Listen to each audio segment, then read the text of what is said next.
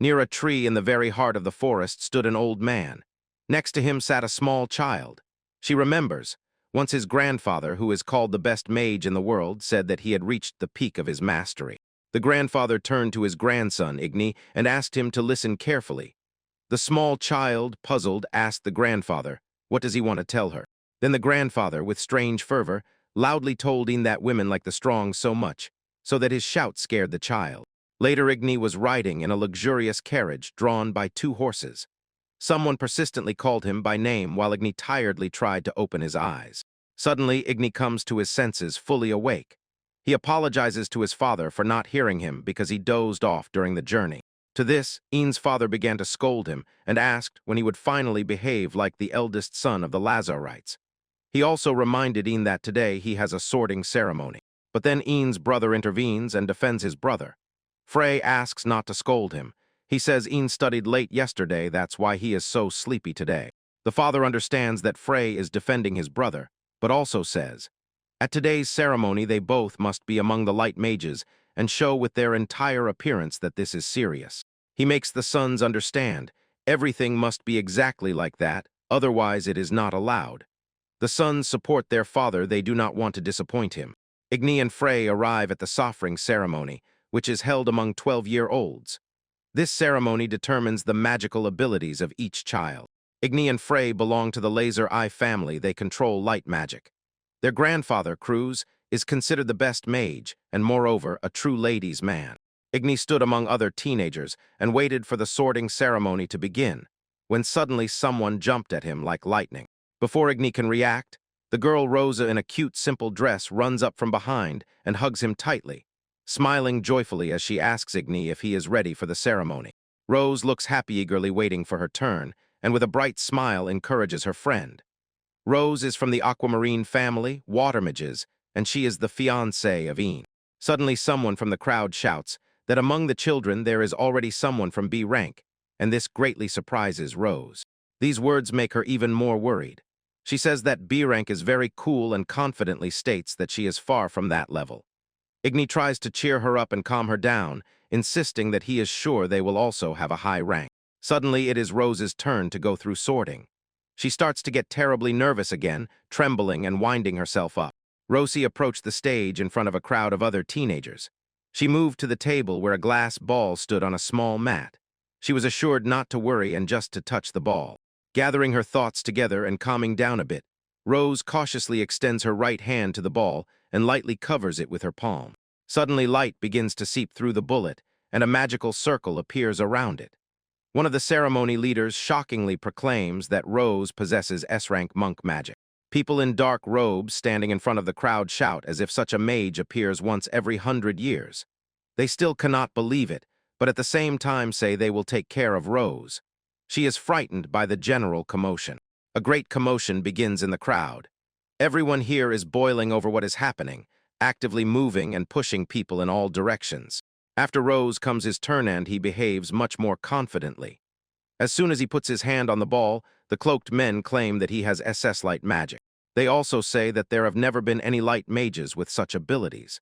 The whole crowd is amazed at Igni, who begins to worry seeing how much talent his brother has. After this, the well-dressed man calls the next person in line. Now it's Igni's turn. He is thrilled, raising his hand closer to the glass sphere, thinking he will have the same incredible abilities as his brother. He is confident about this. After all, he is the eldest son of the Lazarite family. But as soon as he touches the ball with his hand, nothing happens. No light flashes and no magical circle appears. After a few moments, Igni realized nothing happened. He still kept his palm on the ball, confusedly waiting for something to happen any moment. Igni begins to feel the entire surface of the ball with both hands. The man in the robe loudly calls out the name Igni Lazarit. After this, he declares that he has F-rank fire magic.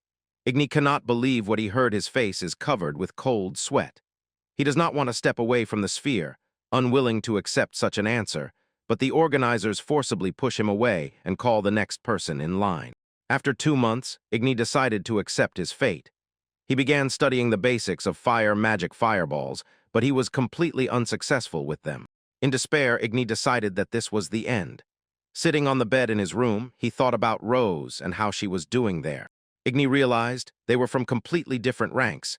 He was a failure, she was an outstanding mage, and there was nothing more in common between them. Suddenly, his thoughts were interrupted by a knock on the door. From behind it, they said that Igni's father was calling him. Igni came to his father's office. They were waiting for him there. But the son was clearly not in the best mood. He turns to his son and reminds him. Cruz, his grandfather, was not only the best light mage, but also successful with women. After this, he declares that Igni is talentless. His face becomes increasingly stone-like with hostility, and he says that it is hard to imagine a worse stain on the reputation of their family. Then he offers his son two options. He offers Igni, either stay at home for the rest of his life, or he will have to exile himself from their home and renounce the family name. Igni listens to his father silently, and his lips tremble as if he is about to cry. Igni clenches his hand into a fist as his fingers begin to tremble treacherously. He addresses his father but immediately corrects himself and speaks to him as the head of the Lazarite family. Igni can no longer endure tears burst from his eyes. With incredible effort, he tells his father that he has decided to leave this house. Then he silently leaves the office of the head of the Lazarite family. Igni slowly leaves the estate. He does not raise his eyes, looks down sadly. Suddenly Frey, who was standing by the entrance, calls him. Igni does not notice. Freud smiles and says that a lot of time has passed since they last saw each other. Ian apologizes and sadly admits that he is no longer part of the Lazarite family. Hearing this, a barely noticeable smile appears on Frey's face, and in a moment he begins to laugh loudly. Without any pity in his voice, Frey says it will be so new. Igni had always been lazy and never even tried to study, while Frey was constantly busy learning. He suggests that the gods see everything, implying that Igni deserved it. Ian clearly did not expect such words from his brother, had always treated him well. Ian cannot believe that his brother thinks that way about him, so he stammers and asks if Frey really thinks that about him. He, threatening, approaches his brother, and in response asks if Igni is not thinking about the same thing. Freya's smile disappears for a moment. He raises his right hand and says that for Ian he is Master Frey, who calls his brother with helplessness. As soon as he utters these words, he uses magic, and Ian's body instantly falls to the ground. Igni lies on the ground against his will. Twitching and desperately trying to get Upand, realizes that his brother most likely used magic. Freya's face is once again twisted by an evil Smilind. He mercilessly mocks his brother, feigning sympathy. He says that while Igni was loafing around, he managed to surpass his brother in everything. After this, Frey will look at his brother with disgust again and say that because of this he is the heir of Lazarite. After this, he stops using magic on Igni and orders him to disappear. Igni finally gets up from the ground and immediately rushes away from the estate, while his brother continues laughing, chasing him with laughter.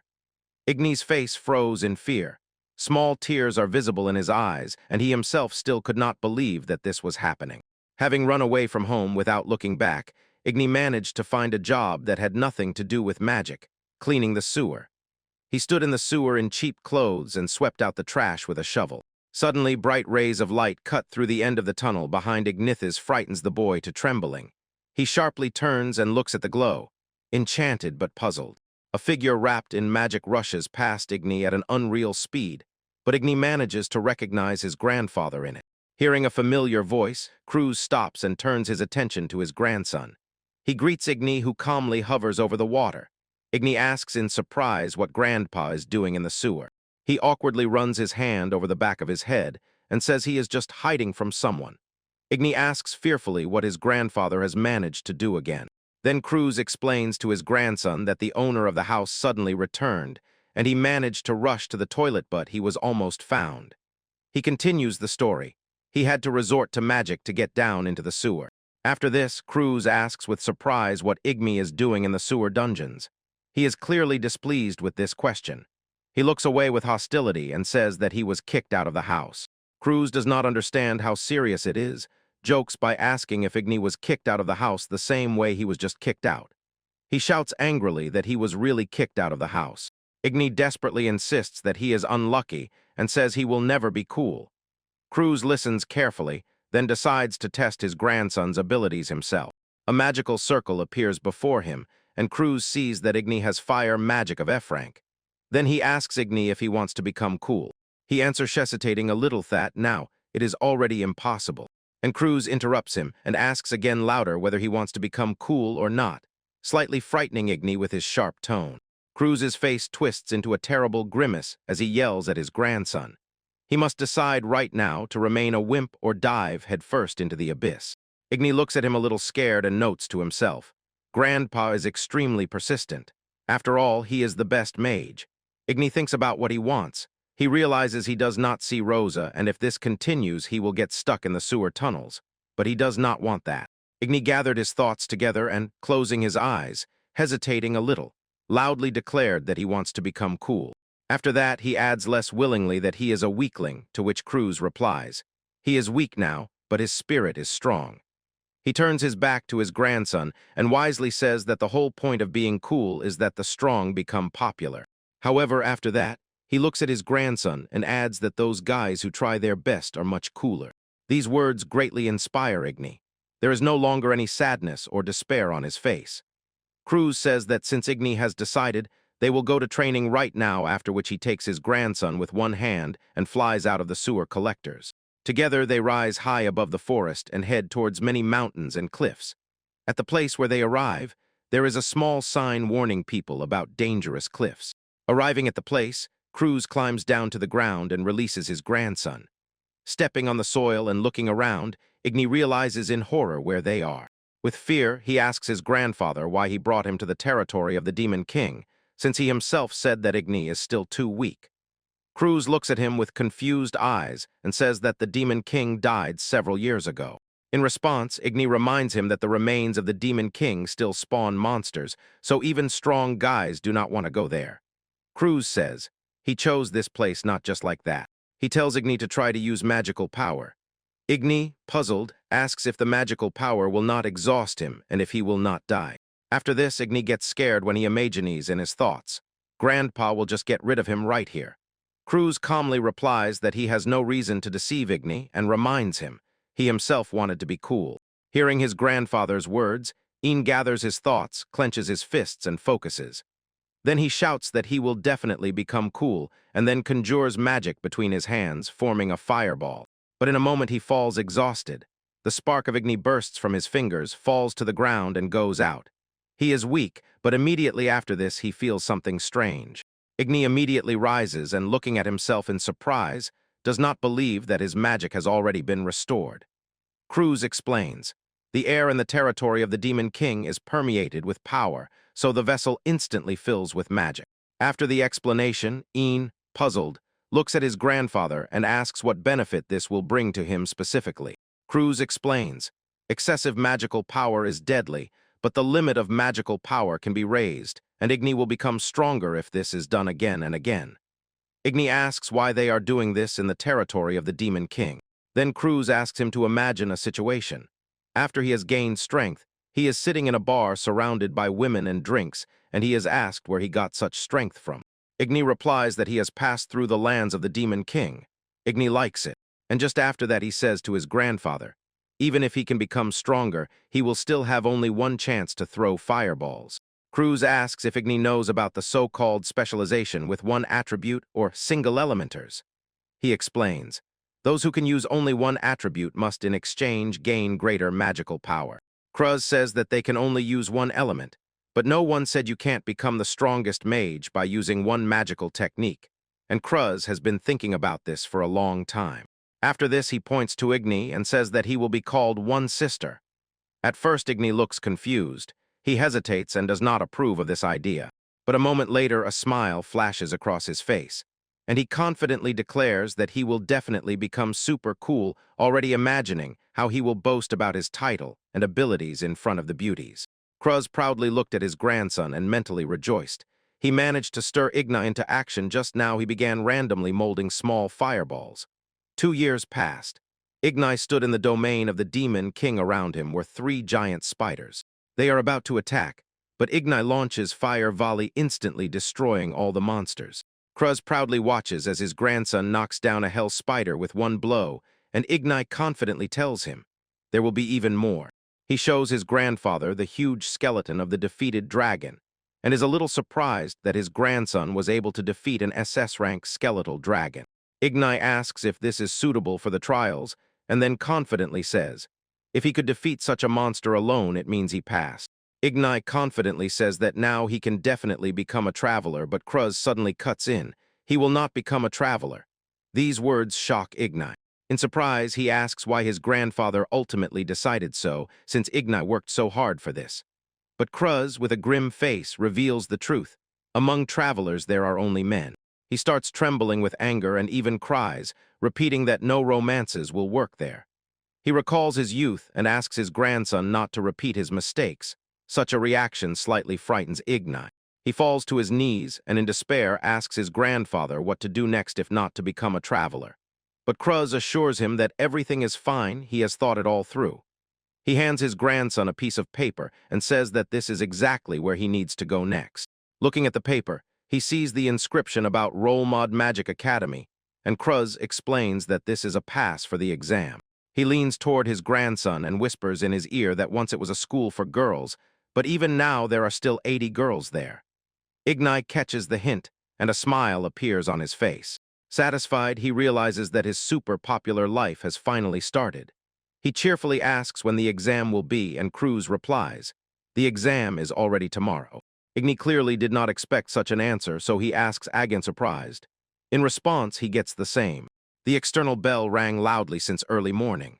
The day of entrance exams had come, a very important one. Igni lay in bed, clearly unwilling to wake up despite the bell ringing wildly. He wearily turns over in bed, pulls the blanket over his face, and does not understand why the bell is ringing today.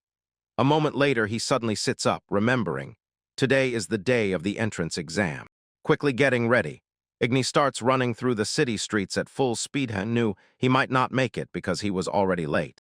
He did not like that the grandfather suddenly announced the exam. Obviously, there was no need to worry about paying for accommodation because he gave him a bag of money and said that from now on everything was at his discretion. But it was still too much for him. Enrollment Magic Academy is the most prestigious educational institution in the entire kingdom of Antami. Women have a higher inclination towards magical arts than physical ones, so most students in this school are girls. Igni understands. Starting a harem while studying in such a place is not an impossible dream, and he will not miss the chance. Suddenly, something swiftly flies over his head, sharply raises his gaze. Next to him, a pretty girl in a large hat and a short dress swiftly flies by on a broomstick. Raising his head, Igni manages to catch a glimpse of what is under her skirt, and a moment later a piece of paper falls on his face and covers his eyes. Een quickly removes the paper from her face and, looking at it, sees that it is an exam pass just like his. Een understands. The girl who let him in is also an examiner professor who was late for the exam at the academy.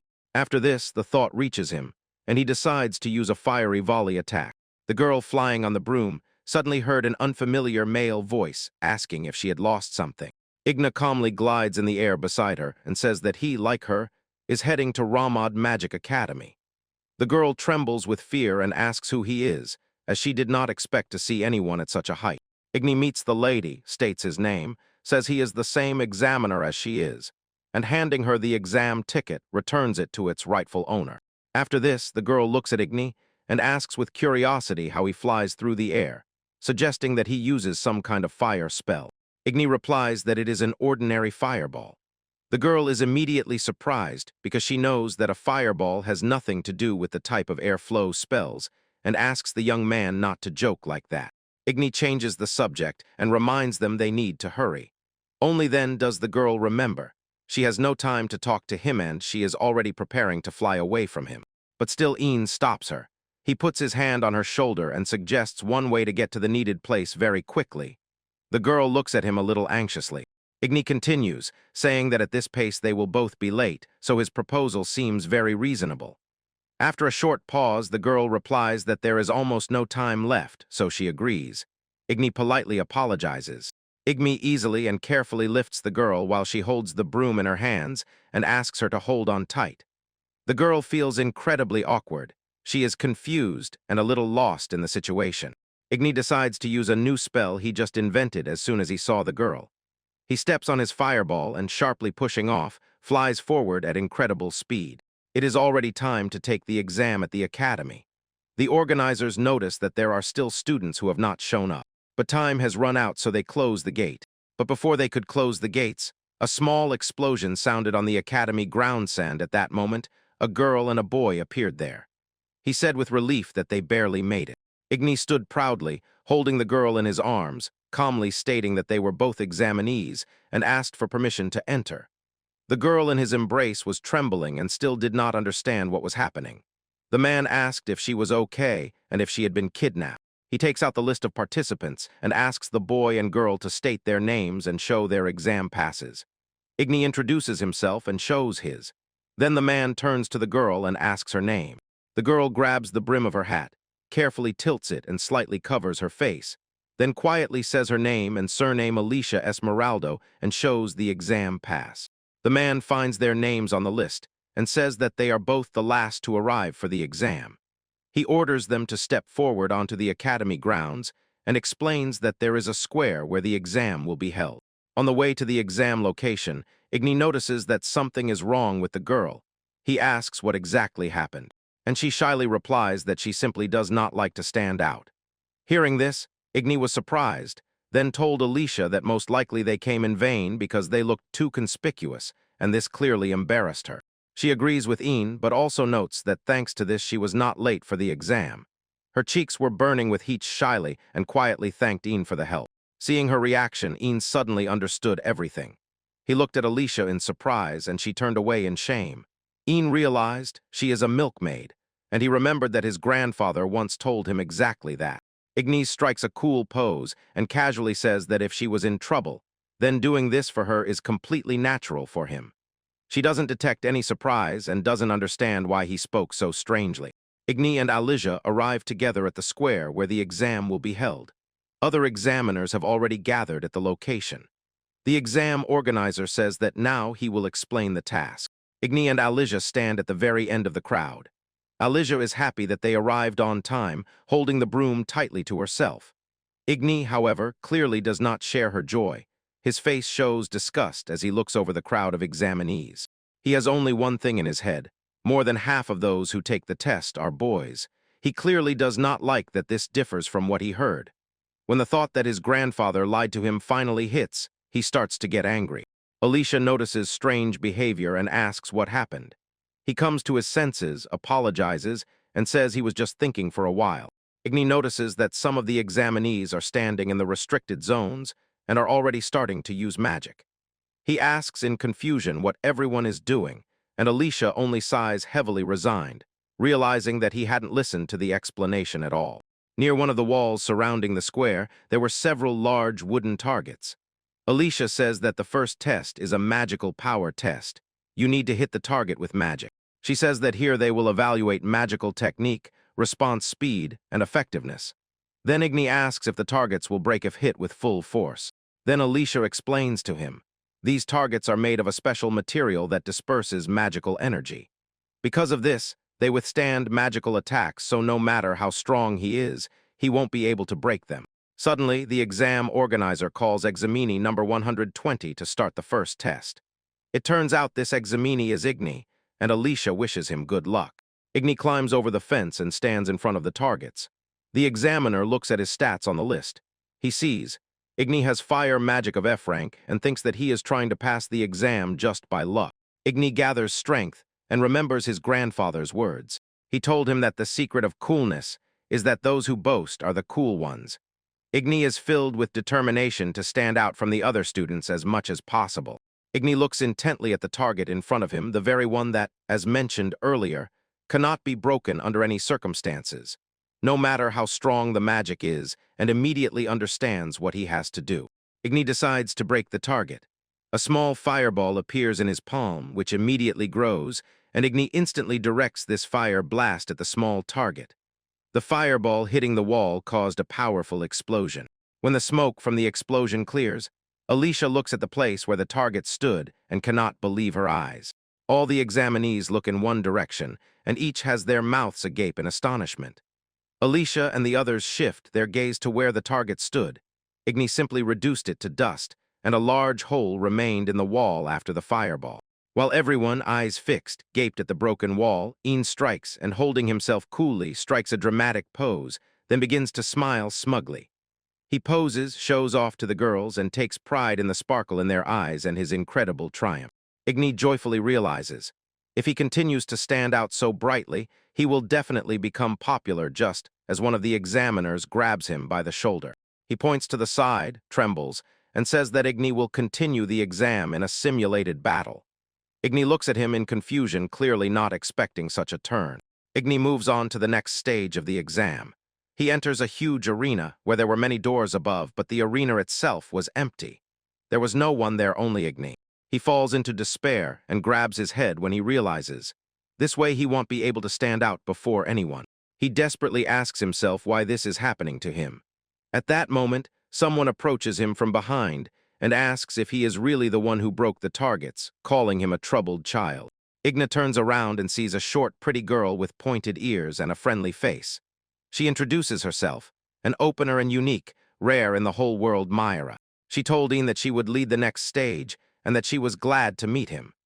Ian blushed a little when he looked at her and remembered his grandfather's words that the best are short girls. Myra asked his name while Igni looked down at her. Then he didn't understand what his grandfather was talking about, but now he did. Still, he thinks it would be much better if she had bigger breasts. Even if his grandfather called these words heresy, for him it's better than nothing at all. Igni is pulled out of his thoughts by what Myra says. They will soon start the next stage of the exam.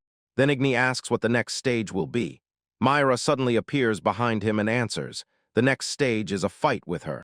Igni instantly turns around and quickly retreats a few steps from her, while Myra praises his reaction with admiration. But after that she says, one who is capable of destroying targets cannot be an ordinary child. And since he can no longer be tested in the usual way, a training fight with a teacher was specially organized for him. Myra explains the rules of the arena and says, the winner is the one who first touches the opponent. Igni replies that it is quite simple. In response, Myra giggles and points at him, as if to say, you absolutely cannot say that, and a threatening smile appears on her face, not at all as friendly and innocent as before. Suddenly, she disappears from Ian's sight, but he manages to understand. Myra will now appear behind him and try to touch him again before he notices her. He manages to slip away at the last moment before the teacher appears behind him and almost touches him. Realizing she is too close, Igni decides to use fire barrage. After a small explosion nearby, a shockwave is born, Ian's body is thrown aside, and the distance between him and his teacher instantly increases. Myra clearly enjoyed how her future student dodged the explosion and decided to use something else to catch her student by surprise. She summons magic spheres, and around Igni rises a whole crowd of black fragments flying straight at him. Igni manages to unleash a fire salvo.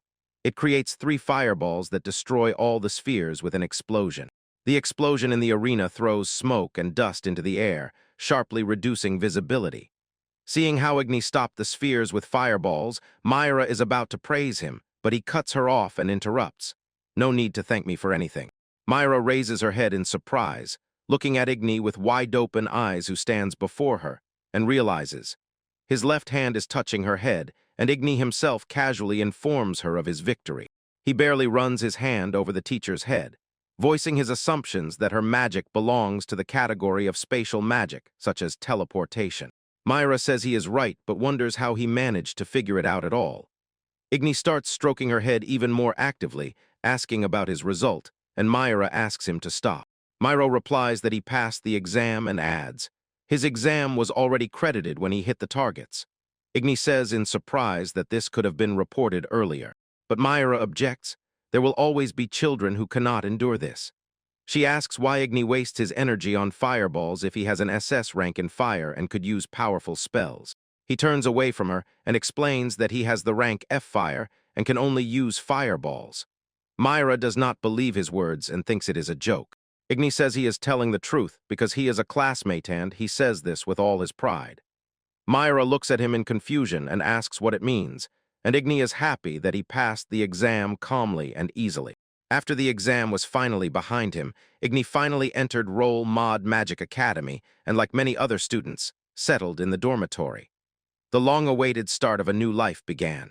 Igni opened the door to his room in the boys' dormitory. He looked around the small, cozy room, 12 beds, a shared wardrobe, and immediately realized they would house 2 people. Igni was not happy about this because he especially did not want to make acquaintances with boys, so he hoped that at least the roommate would not be noisy. Igni looks back at the part of the room cluttered with a pile of suitcase luggage of his future roommate. Numerous bags and boxes, and, suddenly, he is overcome by a bad feeling. But still, remembering that the dormitory is free, he decides, poor people like him should be grateful. And then Igni suddenly remembers that the initiation ceremony is about to start and rushes out of the room. He suddenly opens the door and accidentally hits a man passing by. Igni asks if he is okay and apologizes for opening the door so abruptly. But still looking at the man, Ian finally notices. In front of him is a girl, quite pretty, with a delicate and beautiful figure and short blonde hair. She shyly flinched, hastily assuring that she was fine. Then Ian becomes friendlier and introduces himself, after which he asks the girl her name. The girl smiles and says that her name is Yuri. She just came in and is glad to meet you. But for some reason, the girl refers to herself in the masculine gender. At first, Igni is surprised, but then he understands it is very cute. He remembers how in childhood he once asked his grandfather, "Is it strange when girls talk like boys?" Then the grandfather replied that most women refer to themselves in the feminine gender, and there is nothing wrong if someone speaks in the masculine gender. He also said that great inconsistency in behavior greatly pleases Ian. Yuri suddenly takes Ian's hands and gently asks why they are not going to the ceremony at the entrance in this place. Ian freezes and blushes when a woman's hand touches him. Yuri, without letting go of the new acquaintance Jailov's hand, leads him to the ceremony, while Igni only thinks about how soft the woman's hand is. Even after the ceremony, when Yuri had already let go of Igni's hand, he still gladly remembered how warm and soft it was and how his own hands trembled slightly. Igni is truly happy that he was accepted into the magic school, and Yuri stands next to the bulletin board to see which classes they and Igni were enrolled in. Yuri calls Igni's and happily announces that they are in the same class. But as soon as he looks at the board, he sees Yuri is standing in front of the list of Class D, and this clearly does not please him. He looks at the list in shock. He is fourth from the top, and he was sure he would be among the strongest.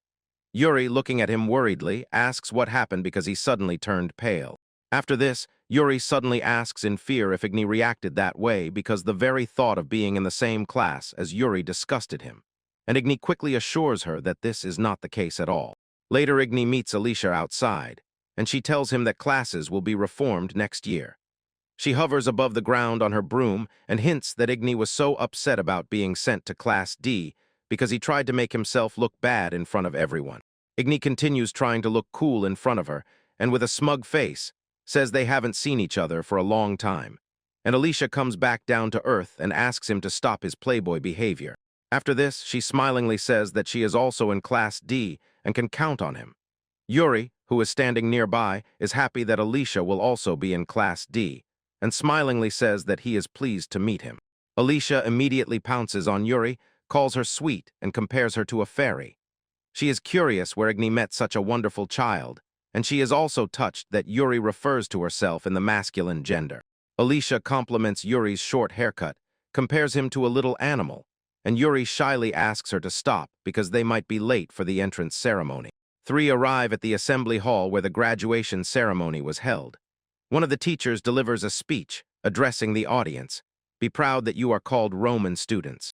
Myra stands nearby and yawns tiredly, while another teacher says that although the students' training will last only 3 years, they eagerly await the success of their students.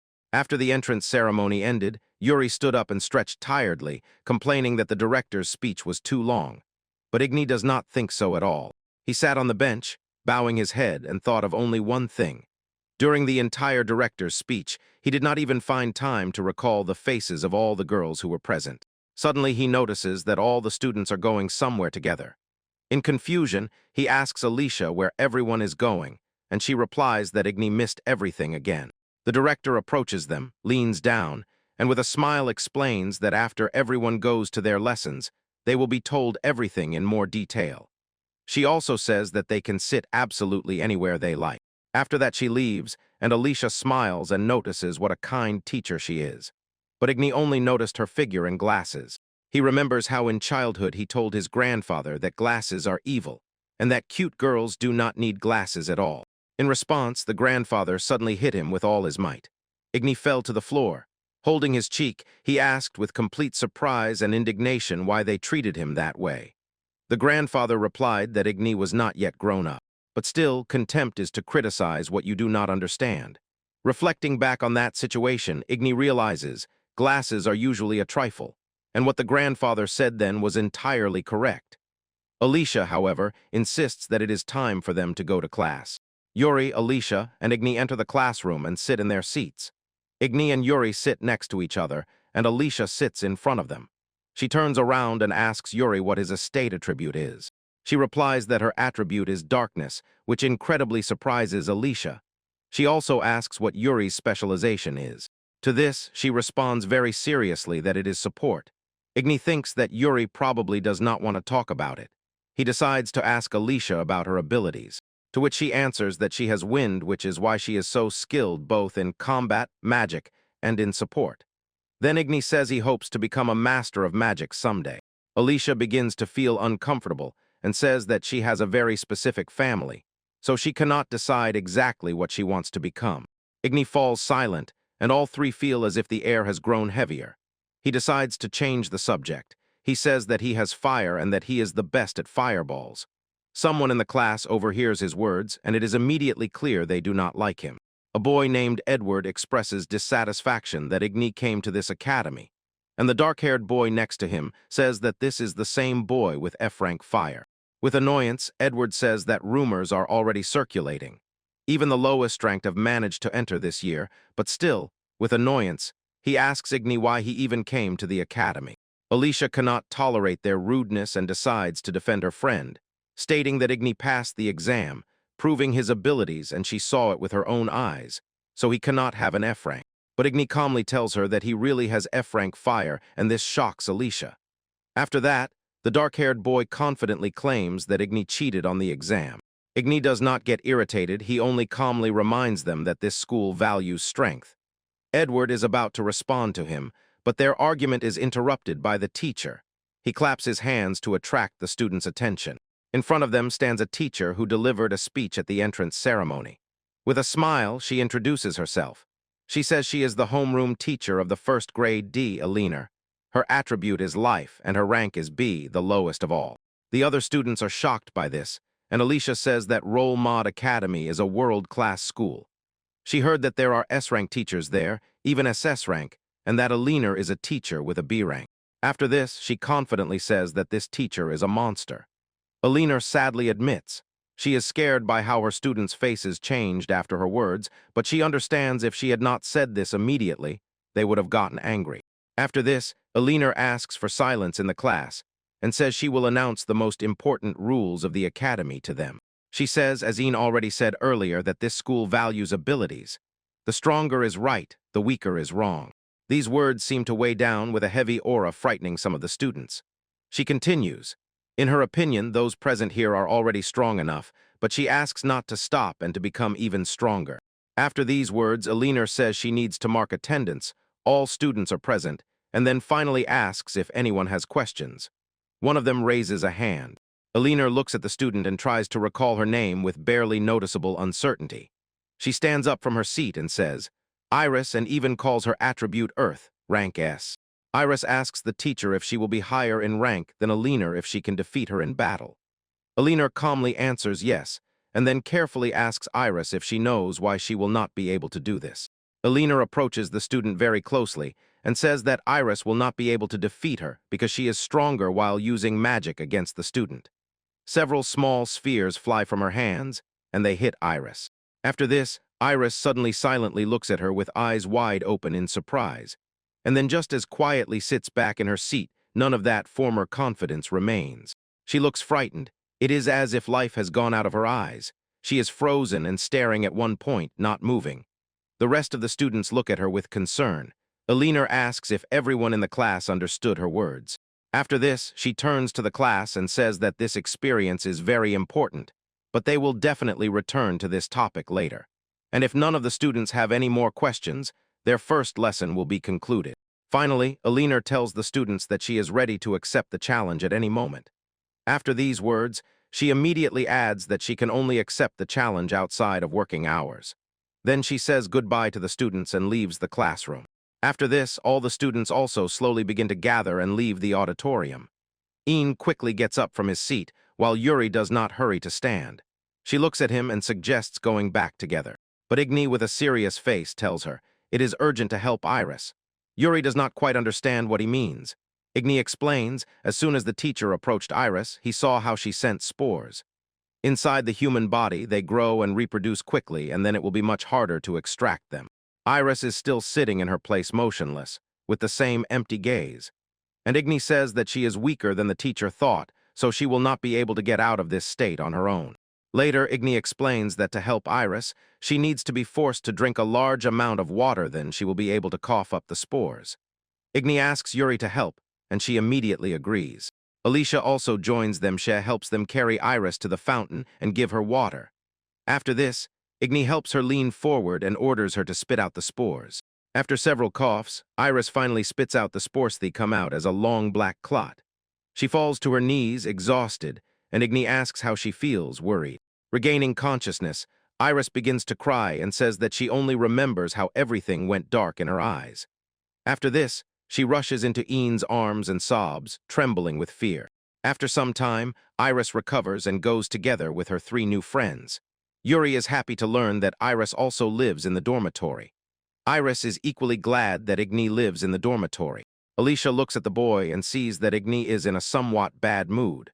She does not understand why he is so down and says that, on the contrary, he should be happy. But Een only thinks that he imagined it, as if Iris was surprised by his courage and knowledge, and after he saved her would definitely fall in love with him. But in reality, she bowed at his feet and said that he would be grateful to her for life. At this time, Iris, blushing, clings to Een, and with a loving look says that she envies the one who lives with him in the same room, because she herself would not mind living with him. After her words, Igni suddenly remembers. He never found out who shared the room with him in the dormitory, and all because he spent all his time in this flower garden and among girls. He is torn from intrusive thoughts by Iris. She tugs at the edge of his sleeve and calls him. She looks at Alicia and Yuri with barely noticeable hostility and asks Igni when he met them. Igni begins to recall and briefly, without details, answers. He met Alicia on the day of the entrance exam and accidentally ran into Yuri near the dormitory rooms. After these words, Igni suddenly realizes something. It turns out that only now he understood. The first acquaintance with Yuri took place on the territory of the male dormitory, although Yuri is a girl. At this time, all 3 are already approaching the dormitory, and then Yuri takes Igni by the hand and pulls him towards the dormitory. He says that it is time for them to go to the dormitory, not forgetting to say goodbye to everyone else. Iris looks indignantly. Yuri stands too close to Igni and asks why he even needs to go to the boys' dormitory. Only Yuri laughs in response and does not understand what Iris is talking about, because Yuri is a boy. Iris and Alicia freeze in shock when Igni is about to faint. Yuri does not understand their reaction. It should be obvious, since he lives in the same room with Igni. Iris screams in fear that Igni is fainting. In front of Igni stand Elena, Alicia, and Yuri, all in swimsuits. Elena coquettishly asks if he wants to play with Sensei. Alicia asks more confidently, and Yuri behaves quite modestly and slightly covers his body. Igni looks at this with sincere pleasure, although he perfectly understands that forcing girls to fight for him is a sin for a man. And at the same time, he continues to look at the girls with frank enjoyment. But Een's dream is interrupted by a voice calling his name. Weakly opening his eyes, he barely makes out the silhouette of a very beautiful girl in front of him through the fatigue. Opening his eyes, he clearly sees Yuri in front of him, had been desperately trying to wake him up all this time, looming over him. Igni is not fully awake yet, so he suddenly sits up. He thinks there is a girl in front of him, but in a second he is overwhelmed by memories of yesterday. Yuri, already in his school uniform, sits on the bed waiting for Igni to get ready. He says he was scared when he woke up and asks to hurry up. Een enters the closet, takes out the uniform, and puts it on. In his head, he has only one thought: how can a boy so sweet like Yuri even be a boy at all? And he even admits saying it's a woman disguised as a boy. While Igni packs his things, Yuri asks if his luggage isn't too small, since he only took one small bag. Igni replies that it turned out the same way. Then Igni decides to ask Yuri if all that huge pile of stuff is his. Yuri speaks this a bit awkwardly but explains. When he said he was accepted to the academy, the peasants gathered all these things for him because he has talent. After all, he is the first male mage in their village. After these words, Een sits on the bed, lowers his head, and says that Yuri is probably really a guy completely in despair. Yuri does not understand his words and asks him to stop saying strange things so that they can finally go to class. Class D arrives at a large arena that seems to have been used for fights. They are told it will be a group session, and someone voices, this is their first time coming to class for practice. Among the crowd of students, a raised hand is visible, and a female voice greets Class 1D. This is Myra, who tries to stand out somehow among the schoolchildren taller than her. Myra jumps up and waves to Igni, greets him, and asks how he feels. He casually replies that Sensei has the greatest fighting spirit, and again starts stroking Myra's head while she wearily asks him to stop. Alicia approaches the teacher and happily says she also wants to pat her head, and Yuri adds, he is seeing an elf for the first time. Myra feels awkward and reminds them that she is still their teacher. She shifts her gaze to the other students and announces to the whole class that today they will have a practical fight. But she does not manage to say who their opponents will be, because Myra notices that their opponents have just entered the classroom for training. In front of the crowd of students, one of them confidently steps forward.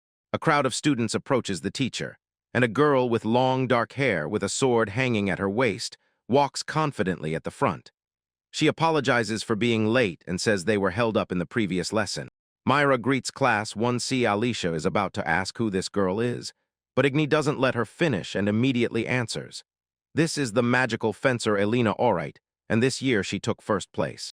Alicia looks at Elena and notices the sword on her belt. She does not understand why she is allowed to carry and use a sword at the magical academy. Myra explains to her that magical swordsmen fight by combining magic and fencing, so they cannot do without weapons. And if they do not find the right balance, nothing will work.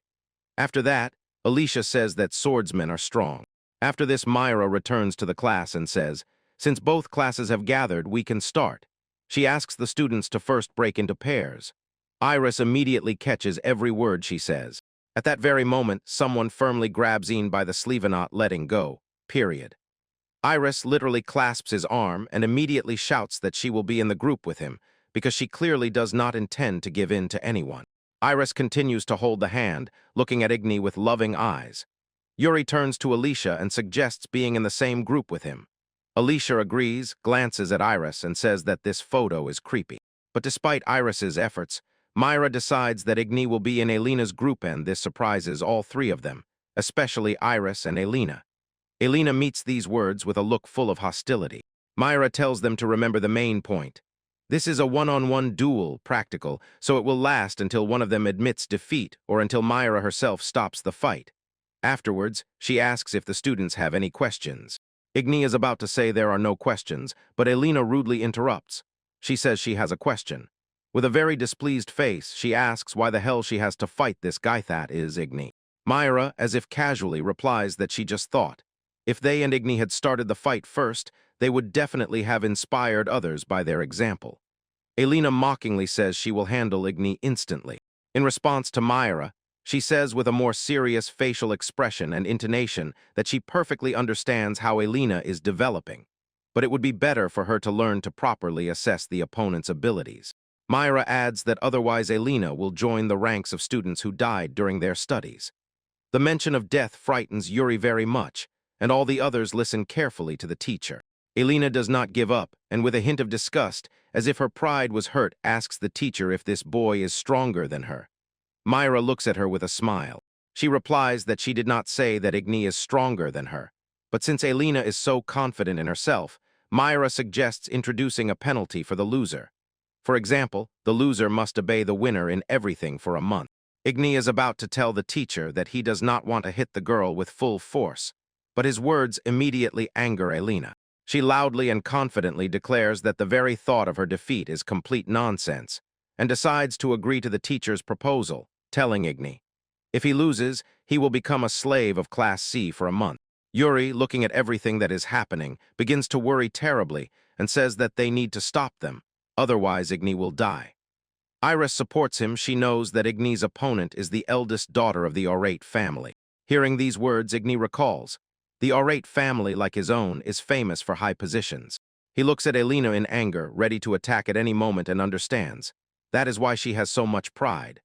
Suddenly, from the crowd of students where everyone is buzzing with excitement, a familiar voice sounds and a shout breaks out. Igni, stop immediately. It turns out to be Edward. He is trembling and says that Igni only has an F-fire rank, so he can replace him. His friend orders Igni to be grateful for Edward's mercy, and Igni replies that he no longer does not care about him because he is good. Despite his words, Igni confidently stands in front of his opponent. He recalls his previous words about how strength is valued here. Igni stands before Elena with confidence and tells everyone who worried about him that there is no need to worry. The students of Class C begin to whisper among themselves. They say Igni is F-rank. How did he even get into the academy and thinks he can defeat Elena? Elena prepares for the fight. She puts her hands on her hips and apologizes for their class being so noisy, while openly mocking Igni, saying he heard what they were talking about. He replies that he does not care. A sinister smile appears on Elena's face, already foresees victory. She says that Igni seems too confident in himself, and he mentally replies to Elena, cold-bloodedness must be shown despite all troubles. Then Elena says that in that case, she will not stand on ceremony with Ian, and he confidently replies that it is even convenient for him that way. Myra raises her hand and calls the fighters to prepare for battle. Elena takes a fighting stance, ready to draw her sword from its sheath at any moment. Igni, on the contrary, stands completely calmly, absolutely confident in his strength. A few seconds pass, and Myra lowers her hand with the whistly lowing the fight to begin. At that moment, Elena tries to draw her sword, but something holds her back. On her face, surprise and a shadow of fear. Elena suddenly realizes that she cannot move her hand, and this prevents her from either drawing her sword or attacking the opponent. These few moments of numbness are enough, and Igni suddenly appears before Elena's face, covering Elena's hand that was reaching to grab the sword by the hilt with his palm. At that very moment, her eyes widen with fear and understanding of what has happened. She still cannot move, but sees several fireballs around her closing tightly in a ring. Igni, without letting go of her hand, says with a confident smile that when you need to fight a magical swordsman, it is enough not to let him draw his sword. In a moment, Myra loudly declares that it is enough, raises her hand up, and by this announces the end of the battle. After this, Myra approaches Elena, and with a relieved expression wants to say that she really needs to learn to assess the opponent, but she does not have enough time to finish speaking. Elena does not want to listen to her, but instead of getting angry, she unexpectedly breaks into tears, shouting that the teacher's words are nonsense. At first, Igni only breathes in surprise. The reaction is such that he feels uneasy.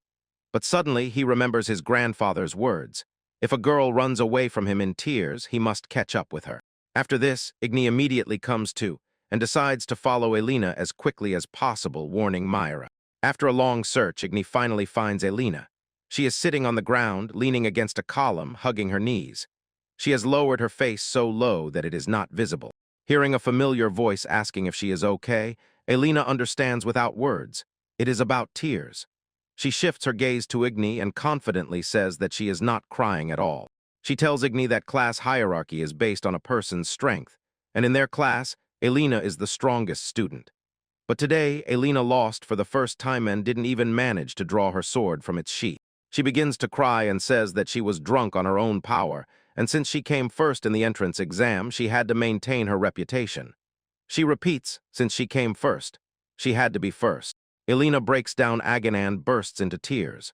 Tears flow from her eyes, and in despair she begs why everything turned out this way if she was promised she would be the best. Igni sees how deeply upset she is.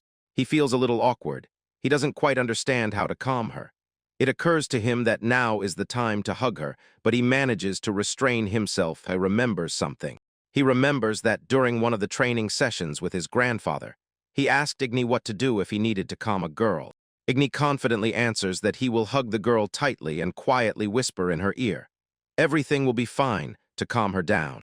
But the grandfather is clearly not satisfied with his answer, immediately slaps his friend and calls his words disgusting, because there is always a reason for a girl's tears. With great enthusiasm, he explains to his inexperienced grandson, "In such a situation, you have to listen to her problem and then find a solution." Then Igni tries to come up with a solution to Elena's problem. He understands. Elena wanted to show herself as the strongest and decides what words are best to say. He tells Elena that of all the people he has fought so far, she is the strongest. As soon as Elena heard these words, her tear-streaked face lit up. Both sadness and despair vanished from her face. She is silent for a moment, then, hesitating and stumbling a little, asks if it is true. To this question, Igni immediately answers with full confidence that it is undoubtedly true. Igni does not stop there. He continues to flatter Elena and says that she is also the most beautiful, the strongest, and the best of all those he has had to fight. Elena freezes for a moment from so many compliments.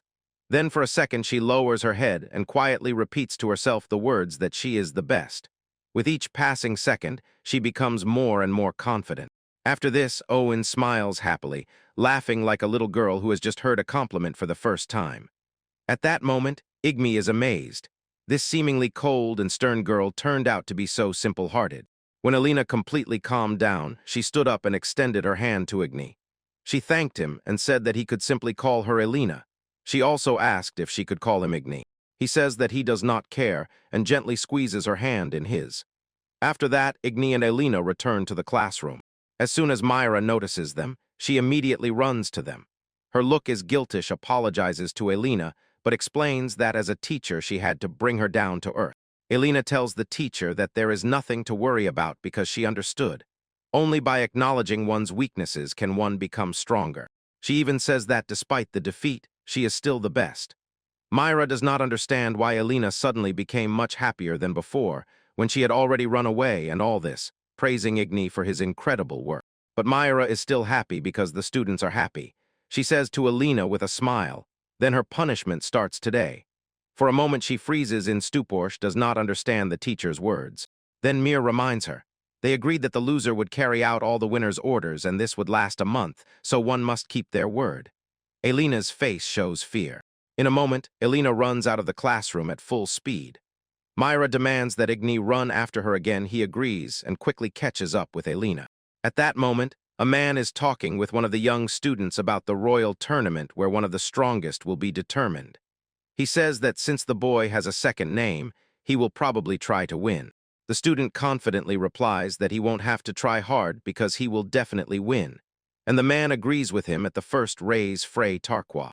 One school day, Igni, Yuri, Iris, and Alicia were the last in the classroom after lessons and were talking about something. Yuri told his friends that he found a coffee shop with extraordinarily delicious pastries, so he invites everyone. They agreed. But just then, Ileana interrupts their conversation and addresses Igni. She looks at him with a gentle smile and sweetly says that she wants to talk to him about something, if he doesn't mind, of course. The friends leave the teacher and their friend to talk calmly and privately. And Igni, hearing the teacher's words, wonders what such a request for a private meeting after lessons might mean. The next moment, his teenage mind begins to paint incredible pictures. He imagines his beautiful teacher in lighter and more revealing clothing. Ileana, who stepped away for a moment, returns to Igni, clutching a sheet of paper in her hands. Igni's consciousness spawns the most incredible fantasies. He picks up the scrap of paper, and the thought rushes through his mind. What if this is a love letter? At the same time, he repeats to himself that he is calm and that his hands are not trembling so much. Looking at the paper, he sees that it is about a magical tournament competition. Noticing the student's strange reaction, Ileana asks what happened to him and if he is okay. Disappointed, he replies that everything is fine. As soon as the conversation turned to the magical tournament, Igni's friends immediately jumped up to him, began praising and insisting that it is incredibly cool. Igni does not understand this, and confused, asks if this tournament is really that popular. Ileana says yes. She explains, it is a very famous tournament where once a year the strongest man in the entire kingdom is chosen. The most outstanding people of the kingdom gather to watch this tournament. She adds with a smile. For many years, their Role Mod Academy sent about 10 people to the tournament, but this time, for some reason, quite a few candidates refused to go to the tournament. After the teacher's words, Igni confidently says that since Sensei asks him to do so, he agrees.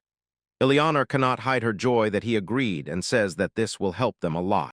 Ileana also does not miss the chance to mention a very important part of the tournament. She says that the winner will receive a prize. They will be able to become an aristocrat. Igni asks how this can happen. Ileana explains to him. He can become an aristocrat if he marries one of the daughters of an aristocratic family. However, surprisingly, these words do not please Igni. Alicia notices her friend's reaction, and it seems a bit strange to her. She asks with a slight mockery why he is not happy. Does he really not like it? Igni does not answer at first. After that, he confidently states that he does not consider this normal at all because, essentially, for the girl it is a forced marriage under pressure from her family. After that, Igni raises his voice and confidently declares that a man should not act like that, but on the contrary gain popularity through his own efforts. Eleonora looks at the young student with tenderness and playfully praises him, calling him very cool, until Alicia again realizes what her friend is talking about. Igni rejoices again in his small victory he managed to impress the woman. In his mind, he is already sure he will definitely become famous soon because he can pull off the trick with the boy on his own. Eleonora wants to mention something else. She says that if a person who is not from an aristocratic family wins the tournament, they will immediately gain great fame and become recognizable. After that, Igni bows deeply to her and confidently declares that he will do everything possible. After all the questions about the tournament were discussed, Eleonora says that she needs to introduce Igni to someone, and looking at the audience, asks Igni to follow her. Then Yuri says that in that case they will leave the academy first. Igni says goodbye to them and asks them to have a good dinner at the cafe. Listening to their conversation, Alicia says that they behave like a couple, and Iris begins to insanely envy Igni. Finally, Alina leads Igni into a separate room. 3 students are already waiting for them there. One stands by the window with his back to the door, the second sits listlessly at the table, bowing his head, and the third looks the happiest of all. Ian looks around the room where all the future tournament participants have gathered and sees. There are only 2 girls and even 1 boy, but he just puts up with it. Eleonora suggests that the students get to know each other. The most energetic girl in the room immediately rushes to Igni and says her name is Frenda. Unlike the others, she has a headband, and her cloak, part of the school uniform, has slipped down, so the girl is wearing only a top over everything. Frenda begins enthusiastically bombarding with questions, asks if Igni is a freshman. She says she is a sophomore, so she is his senpai. Then she asks about his patronymic, and Igni replies that he doesn't have one. Frenda happily says this, and then they turn out to be similar. She explains that the other 2 students in the room are freshmen, but both have middle names. The girl at the table sluggishly and quietly raises her gaze and calls her noisy. After this, the last student, whose back was to Igni, approaches him and says he is glad to meet him. He introduces himself. First Light Frey Tarcola. Freud was so focused on introducing himself properly to the other student that he did not immediately notice who was standing in front of him. He was about to say he was glad to meet you, but stopped in the middle of the sentence. Ahead, Igni looks at him burning with a downward gaze. Frey cannot hide his shock. He recognizes his brother, whom he has not seen for so many years. But Igni continues to look at him, full of incomprehension. It turned out that Ian's strange reaction was because he simply does not remember his brother, but the name Tarkles somehow resonates with him. He falls silent for a moment and tries to recall where he heard this first and last name. Suddenly, he remembers the same crazy shock that was just on Freya's face appears on his own. Igni realizes that his brother is standing before him, and Freya definitely does not like his reaction. Frey, poking his brother with his index finger as if accusing him, barked that all he was capable of was shooting fireballs, so he definitely did not pass the selection honestly. Igni insists that he passed the selection thanks to his abilities. In response, Frey says that his words are outright lies, but Alina interrupts the conversation and confirms Ian's words, having honestly passed the entrance exam. She approaches Igni, showing that he is on her side, and points at him with her finger. Supposedly, that famous student who for the first time in 25 years managed to break the target is Igni. Frey cannot believe what he hears. The girl at the table still looks indifferent, and Frenda's face suddenly lights up with sadness. Tears appear in her eyes. Frey still refuses to accept the truth, insisting that his brother is definitely not capable of such a thing, and Igni irritably waves it off. He has already been told that it is true. Suddenly, Frenda addresses Igni in a mournful tone. Suddenly, she bursts into loud sobbing, and Igni completely freezes in shock. He tells her that he did not lie and asks her not to cry. She points at him with her finger.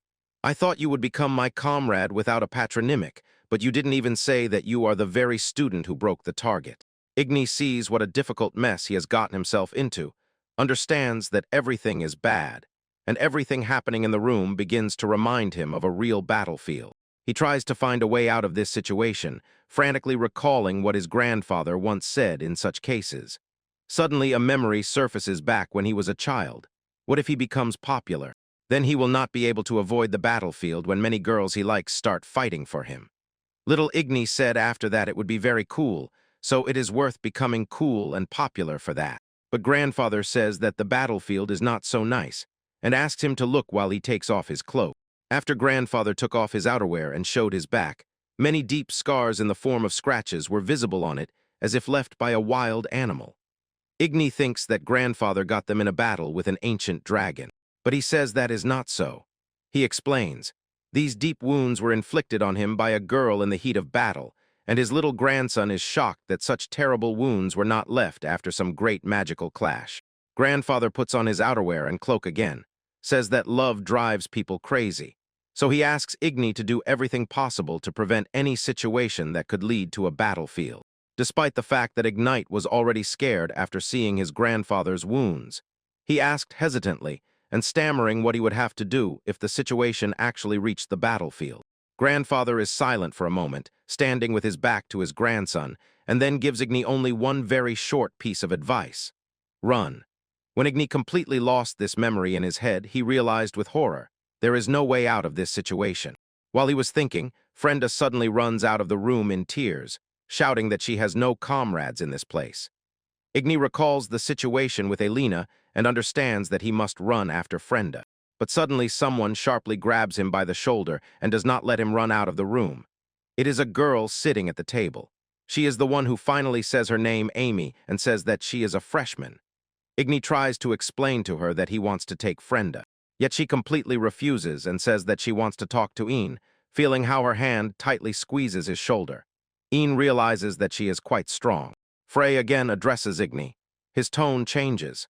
He says he does not know exactly what Igni did, but that he changed his mind. Again, a self-satisfied smile appears on his face, and he says that the tournament is a place where many spectators gather, and that he will personally crush Igni in front of everyone, so he should get ready. After these words, Free proudly and impatiently leaves the room, slamming the door behind him with all his might, and silence falls in the hall. After everything that happened, Igni stands silently. It is clear that he is already tired of this whole story. At this moment, Amy is silent for a while and does not let go of his shoulder. Igni asks her if she has any questions for him because it seemed that she really wanted to talk to Igni. After that, Amy finally lets go of his shoulder. She stands in front of him and decisively asks Igni if it is true that she is the student who managed to break the target. Igni answers hesitantly, although he understands that there is no point in hiding anymore. After these words, they somehow sounded like confirmation. Amy stands before Igni, puts her hand on her heart, and sincerely says that she wants him to shoot her with the same fireball with which he broke the target. These words, of course, leave Igni stunned, and even a little scared because it looks as if they are asking to be entered into the list of students who died during their studies. Without waiting for confirmation, Amy approaches Elena and says she wants to reserve the training ground. The teacher supports her desire and agrees to provide them with the training ground. Igni has no time to stop them, and after a while he is already standing with Amy on the empty training ground, the place where Igni previously passed the second stage of the exam. He asks if she is sure because it could be dangerous. She says she is strong enough to deserve a second name, so he should not worry about her.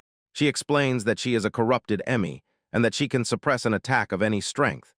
She excitedly approaches Igni and says she wants to understand how truly great the power of her skill is.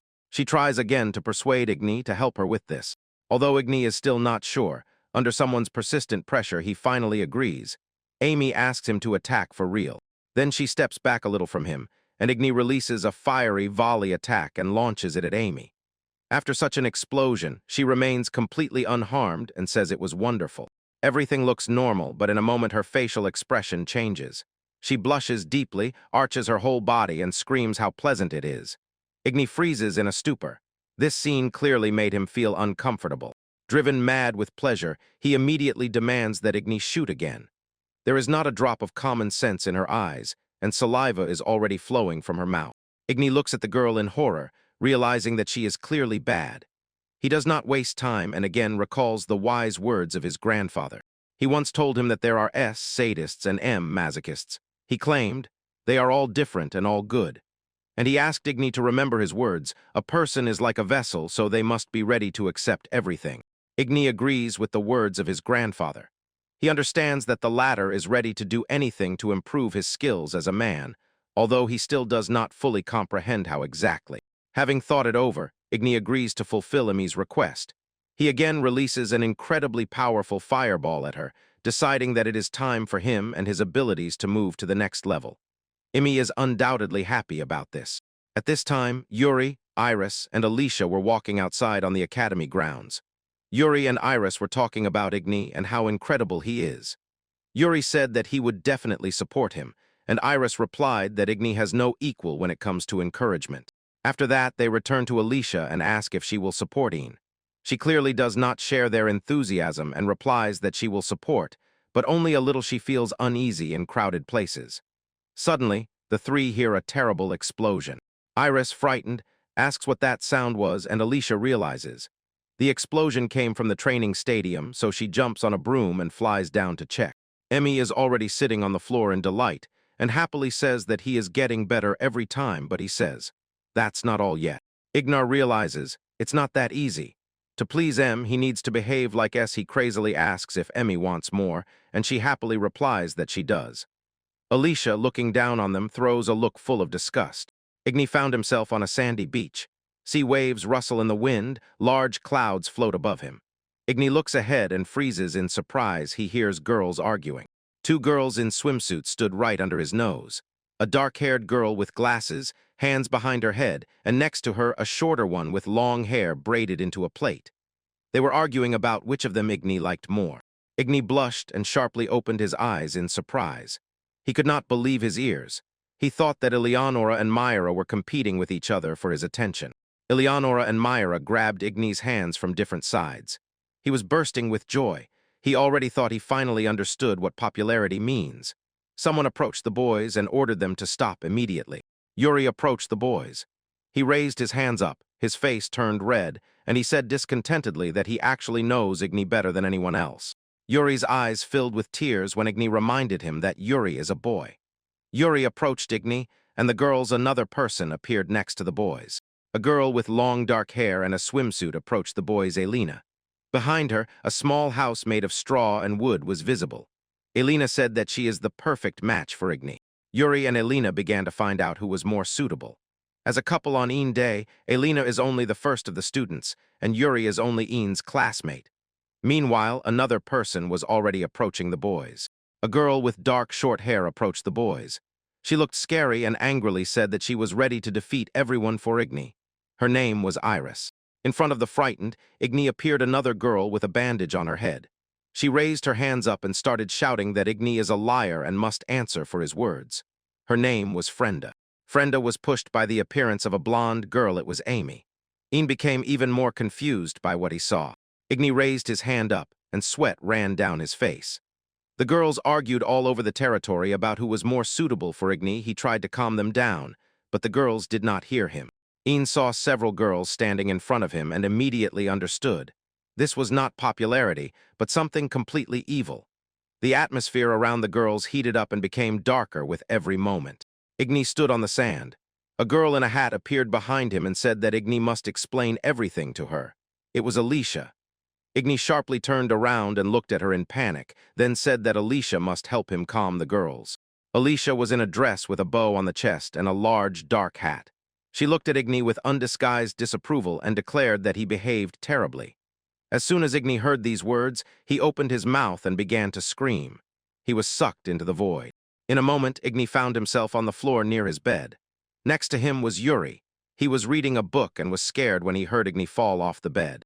Yuri sat on the floor next to Igni and asked if he was okay. Igni lay with his whole body on the floor and his legs were on the bed. He quietly snorted in response to Yuri's question and thought that he was incredibly lucky. It was only a dream. Yuri smiled and said he was surprised. Igni woke up on his own. Igni replied that he apologized for disturbing her. Igni settled back on the bed, turned his back and covered himself with a blanket, then said he would sleep a little more. Yuri looked at Igni and exclaimed that one cannot sleep so much. Igni turned around and said that today was a day off, so he could sleep a little more. Yuri approached Igni's bed and asked how he could forget that he promised to organize a training fight before the tournament. Igni opened one eye and looked at Yuri.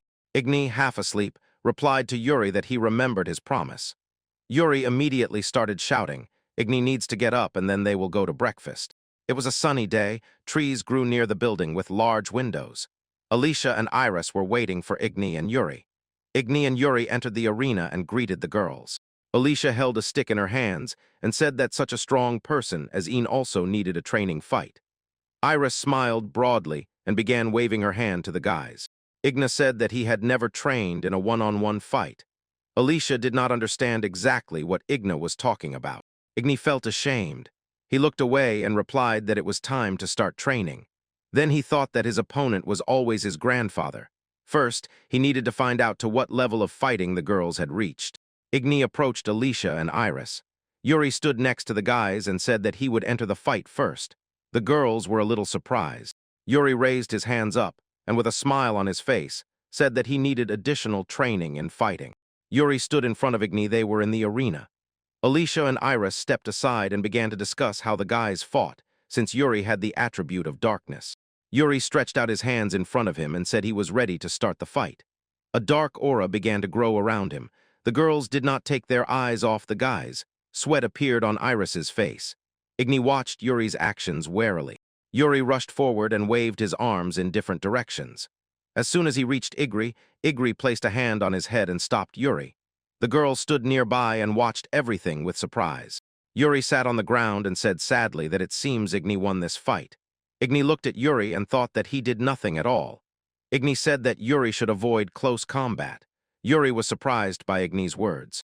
Yuri, with tears in his eyes, said that next time he could help with Igni's training if he didn't mind. Alicia pressed her staff to her body and resolutely declared that she was now ready to start the fight. Yuri stood next to the boys and offered to be the judge. Yuri raised his hand and said that the boys could start the training fight. After Yuri's words, Alicia flew on a broom into the air above the arena. Igni lifted his leg and took a step back. Yuri and Iris stood nearby and watched the boys fight. Yuri raised his hand and said in surprise that Alicia and Igni were quite fast. Igni extended his hand forward and cast a spell.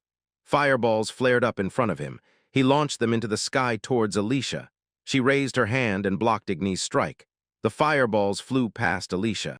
When Alicia deflected the strike, she was covered by a miracle she did not understand where Igni had disappeared to. She spun the broom in the air in different directions, trying to find Igni. Igni appeared right behind Alicia, who was hovering in the air. She heard Finny rustling behind her and she was terrified. Igni jumped into the air and unleashed another fireball attack on Alicia, causing her to fall from the broom. Alicia managed to grab the broom with her hand, which was hanging in the air. She said that Igni's fire attacks against her were useless. While Alicia held onto the broom, the ground exploded from Igni's strike. Alicia lay on the ground, holding the broom above her. Clouds of destruction rose into the air from Igni's attack. She thought that the strike reduced visibility to 0. From behind Alicia, a hand emerges from the clouds of smoke and reaches out to Alicia. She senses danger behind her and is wildly frightened. It was Igni. He jumped on Alicia. Her broom flew away along with her hat. Another explosive wave sounded. Among the clouds of doom, the silhouettes of the boys are visible. Igni is sitting on Alicia and says that this is exactly how he won the fight. Igni loomed over Alicia. She said that he has good skills in battle even without a trial duel. Igni asked, and he was surprised why Alicia thought so. Igni squeezes Alicia's head in his palms. Alicia closes her eyes and turns away, then says that it is clear. Igni is agile enough to avoid injuries in battle. Alicia turns her head aside and says that it turns out Igni is not so interested in one-on-one duels. Instead, he trains the use of force. Alicia opens her eyes and asks how much longer Igni will stand over her like that. Igni steps aside, raises the hand with which he was holding Alicia's head, and apologizes for what happened.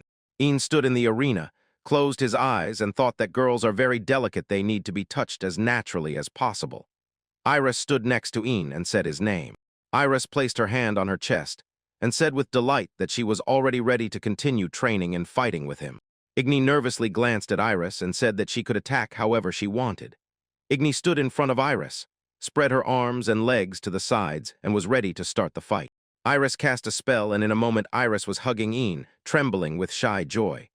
Ian gaped in shock and did not move. Next to the boys, a heart was beating wildly. Iris had summoned it. Hearts were burning in her eyes, and Iris continued to hug Igmi tightly, saying that today she trained for a long time, and now they are together with Igmi forever. Iris continued to hug Ian tightly. He thought that this technique simply pulls the opponent even closer, you just need to resist a little. A magical whirlwind rises in Alicia's hands. She looks angrily at the boys and rushes at them like a whirlwind. Ian and Iris break free from her approach technique and fly away screaming. Alicia began nervously shouting at the boys that what they were doing had nothing to do with skill training. Ian and Iris were in tears. Tall trees grew in front of the building, and the windows looked out onto Ian's room. Yuri shouted that he and Ian were already late. Ian replied that now he was sleeping so sweetly. Yuri grabbed Ian, who was lying in bed wrapped in a blanket, and shouted that Ian needed to get up immediately. Today was the day of the tournament. Ian lay with his eyes closed, his head on the pillow, saliva trailing from his mouth. Ian sleepily got out of bed. Without opening his eyes, he said that everything was fine. If they were flying, their journey would take a moment and they would already be there. Yuri's face was red. He looked at Ian in surprise and did not understand what he was talking about. In a moment, Yuri's loud shout spread over the entire district. The boys took off. They were high above the city. After some time, the boys found themselves right in front of Iris and Alina. Iris clasped her hands and feigned fear. She did not expect the boys to appear so suddenly before her. Alina stood behind Iris. Ian grabbed Yuri by the back and, smiling, said he was sorry. He and Yuri appeared only at the last moment. He hoped they were not late. Yuri held on to Ian. The boys' sudden landing raised clouds of dust into the air. Alina raised a finger and, smiling, said that the boys were not late. The qualification was still ongoing, and the recommended opponents for the qualifying tournament would be appointed later. Ian glanced down a little and tensed as soon as he heard someone calling his name from behind. Edward approached Ian. He folded his arms across his chest, grinned boldly, and said that Ian was late. Edward had already decided that Ian was scared and would not come to the tournament. Ian indignantly replied that Edward came to the training camp to spout nonsense. Another boy approached Ian and said that Edward was very angry upon learning about Ian's participation in the tournament, so Ian must not lose. His companion's words confused Edward. Iris approached Ian and said that Edward had come here before her to support Ian. Ian was surprised by her words. Edward followed his friend, grumbling that he was dissatisfied, and asked him not to chatter. Igni called Edward to himself. Edward, hearing his name, was quite surprised and looked awkwardly at Igni. Igmi thanked Edward for the support. Edward stood in front of Igmi, crossed his arms on his chest, turned sideways, and said that Igmi should be more careful. Next to Edward stood his friend with a bump on his head. Igmi was surprised. The boys stood around Ian. He asked where Alicia had gone. Iris, without hesitating for a second, replied that most likely Alicia would not be able to come to the tournament today. Igni, with a downcast look, recalled his first meeting with Alice when she told him that she did not like large crowds of people. Eleanor stepped back a little from the boys and said that Ian should come after her. She would lead him to the waiting room, and the rest of the boys should take their seats in the stands. Ian looked at Eleanor in surprise. Iris raised her hand and, smiling, said that she would cheer for Igni. Yuri stood nearby and also said that he would cheer for Igni. Eleanor moved forward.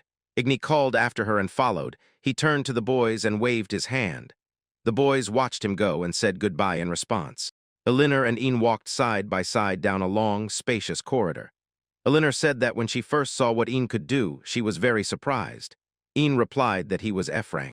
Eleanor walked without stopping and continued to say that Igni was still very far from getting into the academy, let alone participating in the tournament. Eleanor thought that he would have to work as hard as she did, but he was only B-rank. Eleanor introduced herself and Igni. They used magic. Then Eleanor said that she could cast the same spell as Igni because their situations were very similar. Igni closed his eyes and said that the first winner of the tournament was the manipulator Eleanor, and she did not have A rank. She set the record for the shortest fight in the entire history of the tournament. Eleanor said embarrassedly that Igni was talking about her. Igni moved his hand aside and stated that he was going to set a new record. Eleanor raised her hand to her face and whispered that Igni was too kind. Igni jumped up in surprise as soon as he heard Eleanor's words. She said that everything turned out that way because no one appreciated her abilities. Eleanor was in high heels. She stopped and said that it didn't matter how much she won. Everyone thought that they couldn't lose to a person with a beer character. They were too confident, and attention could be too dangerous. Elinor and Ian stood before the tall doors. Elinor kept repeating that behind them was the waiting room. She wished Ian good luck. Elinor smiled and said that she had great hopes for Ian, but other students must not know this. Ian put his hands on his hips and replied that he promised to win this tournament. Elinor placed her hand on her chest and said that even if there is no talent, persistence and hard work can change a lot. She wondered if the people of the kingdom would understand this. Igni was already standing in front of the door. He looked back and said that everything would be fine. He promised to live up to Elinor's expectations. Elinor raised her hand, closed her eyes, and wished Igni good luck. Igni, Imi, Frenda, and Igni's brother seriously took on the tournament. On one of the arena walls, I saw a huge poster. One of the tournament organizers was speaking into a microphone that the long-awaited magic tournament had started, and to begin with, introduced the participants of the tournament from Block A. On one side of the arena stood a gloomy and serious Ian. On the other side of the arena stood a boy, Dobana. He held himself confidently. His arms were crossed over his chest, and he was smiling broadly. People were sitting in the stands around the arena. The organizer continued to say that the tournament rules were simple. The winner is the one who defeats the opponent. Yuri and Igres were exchanging experiences. Yuri and Igres noticed Alicia entering the arena stands. She was standing near one of the entrances.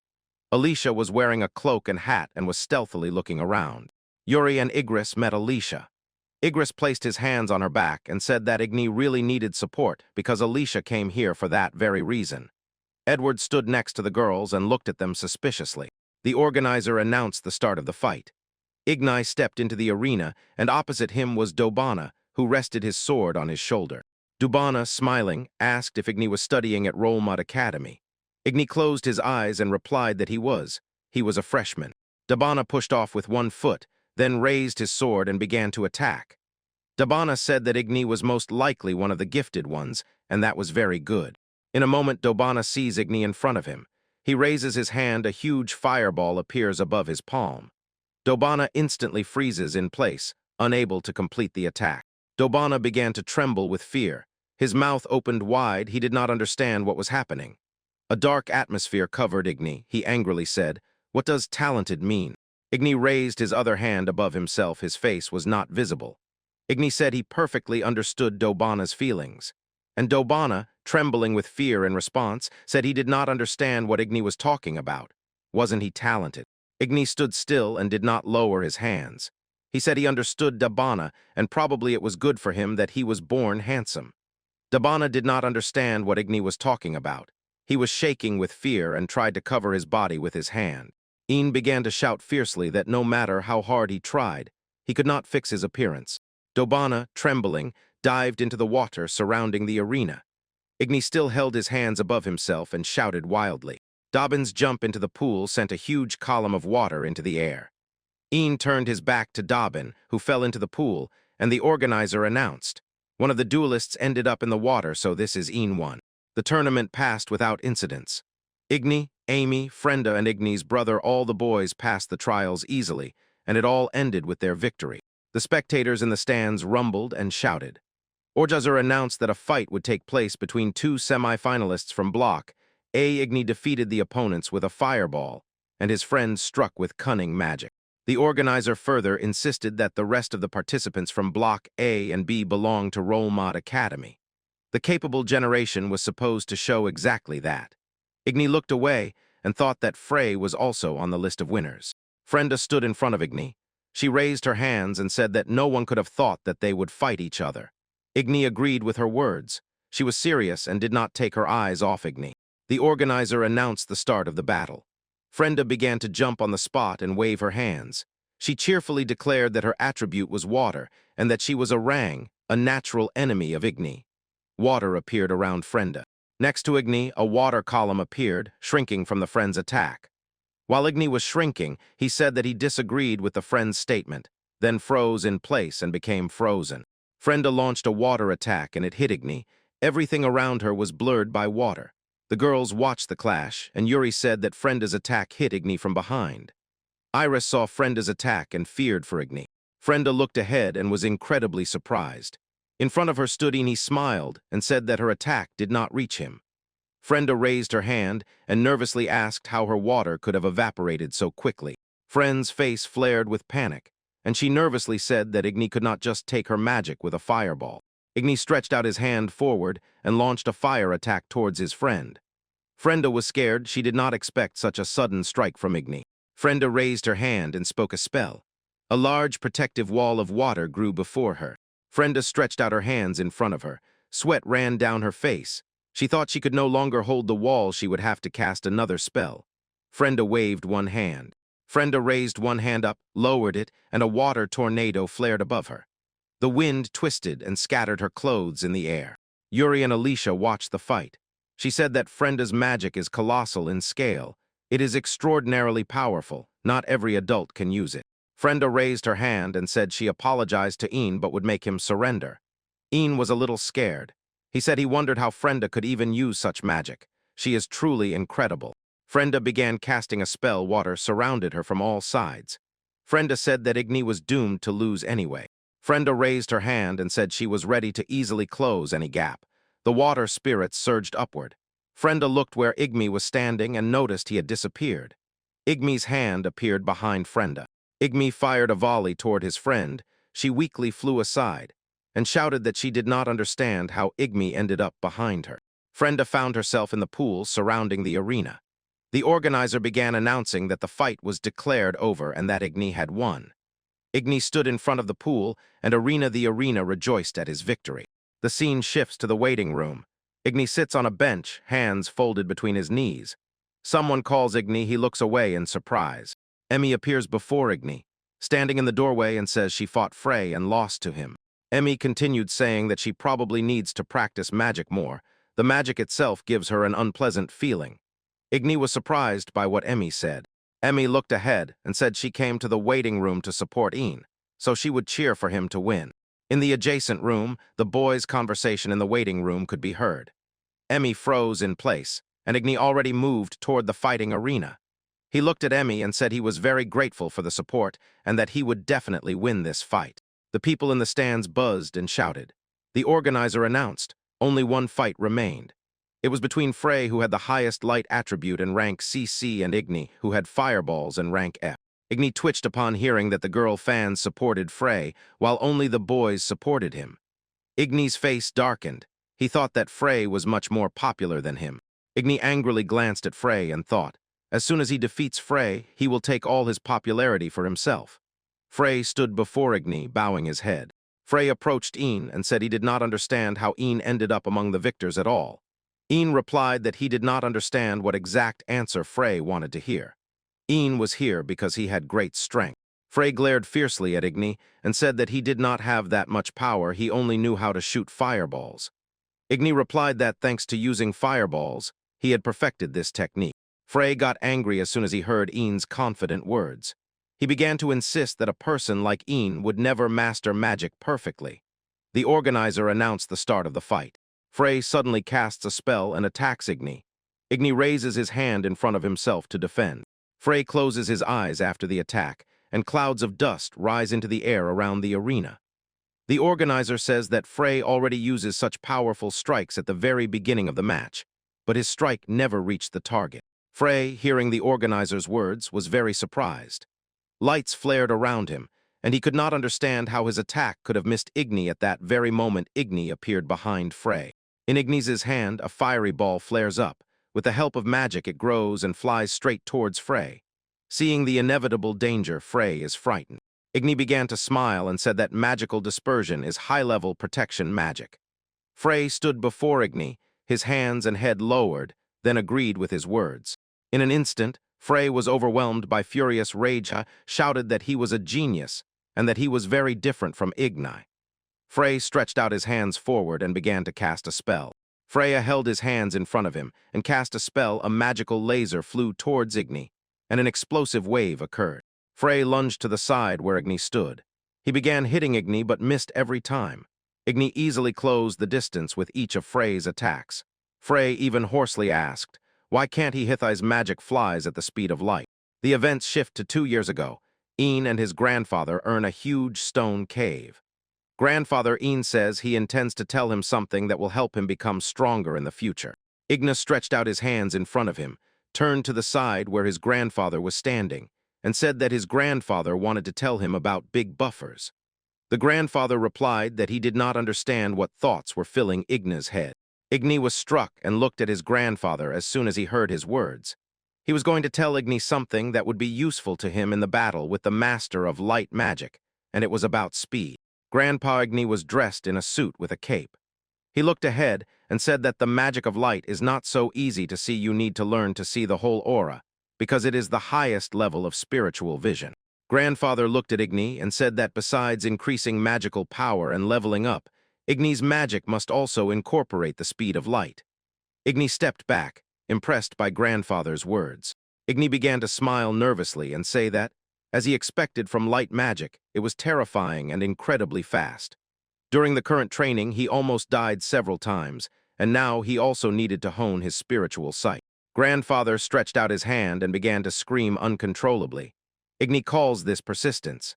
If he becomes the strongest, he will definitely become the most popular. Ian's face was covered in beads of sweat, began mumbling something indistinctly to himself. Then he raised his hands up, and with a joyful face exclaimed that he agreed with his grandfather's words.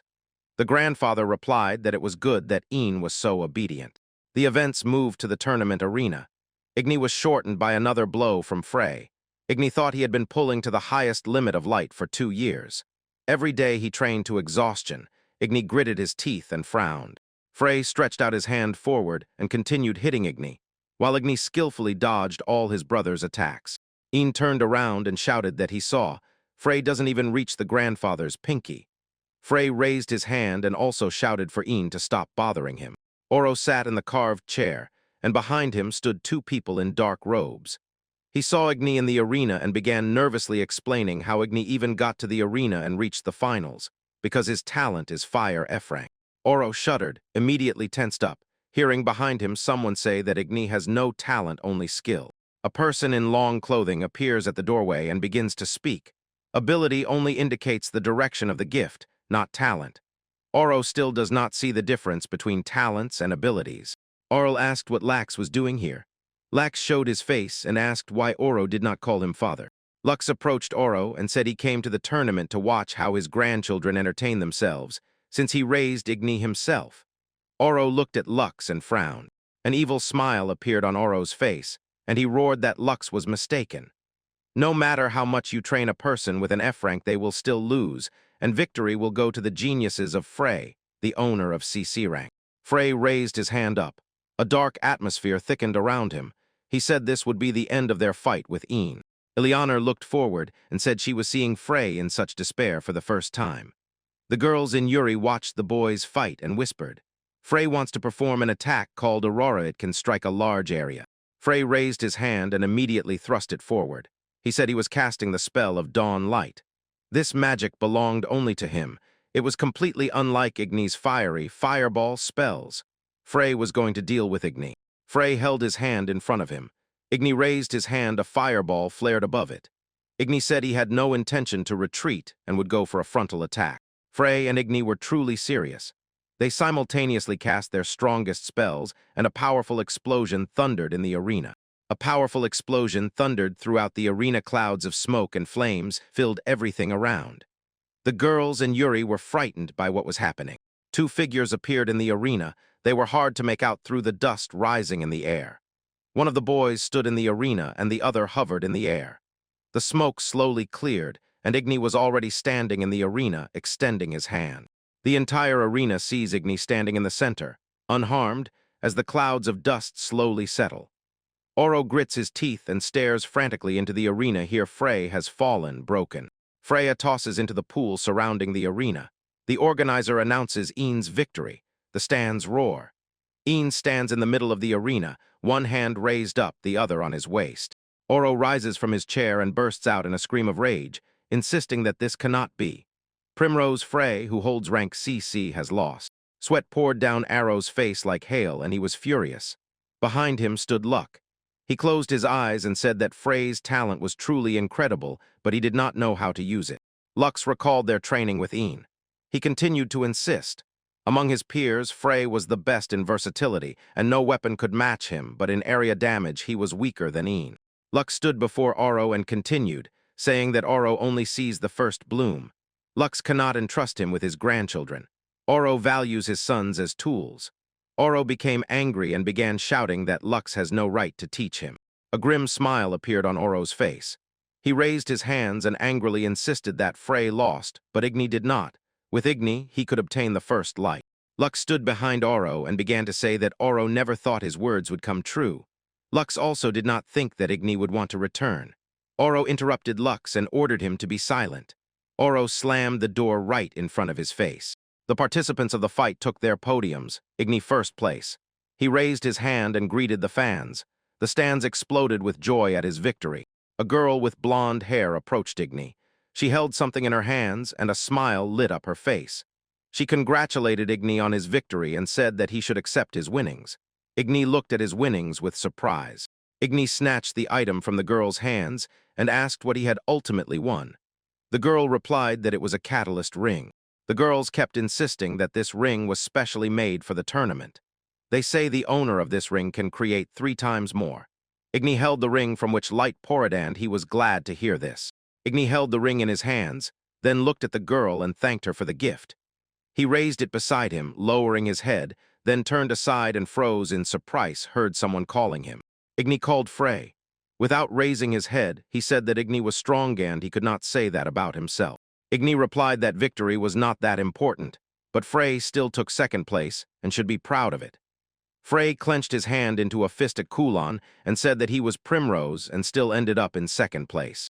Igni looked at Frey and said that the tournament has no significance for obtaining the first light. Why is Frey so obsessed with the first light? Freud replied that his fixation on the first world comes from his father's wishes.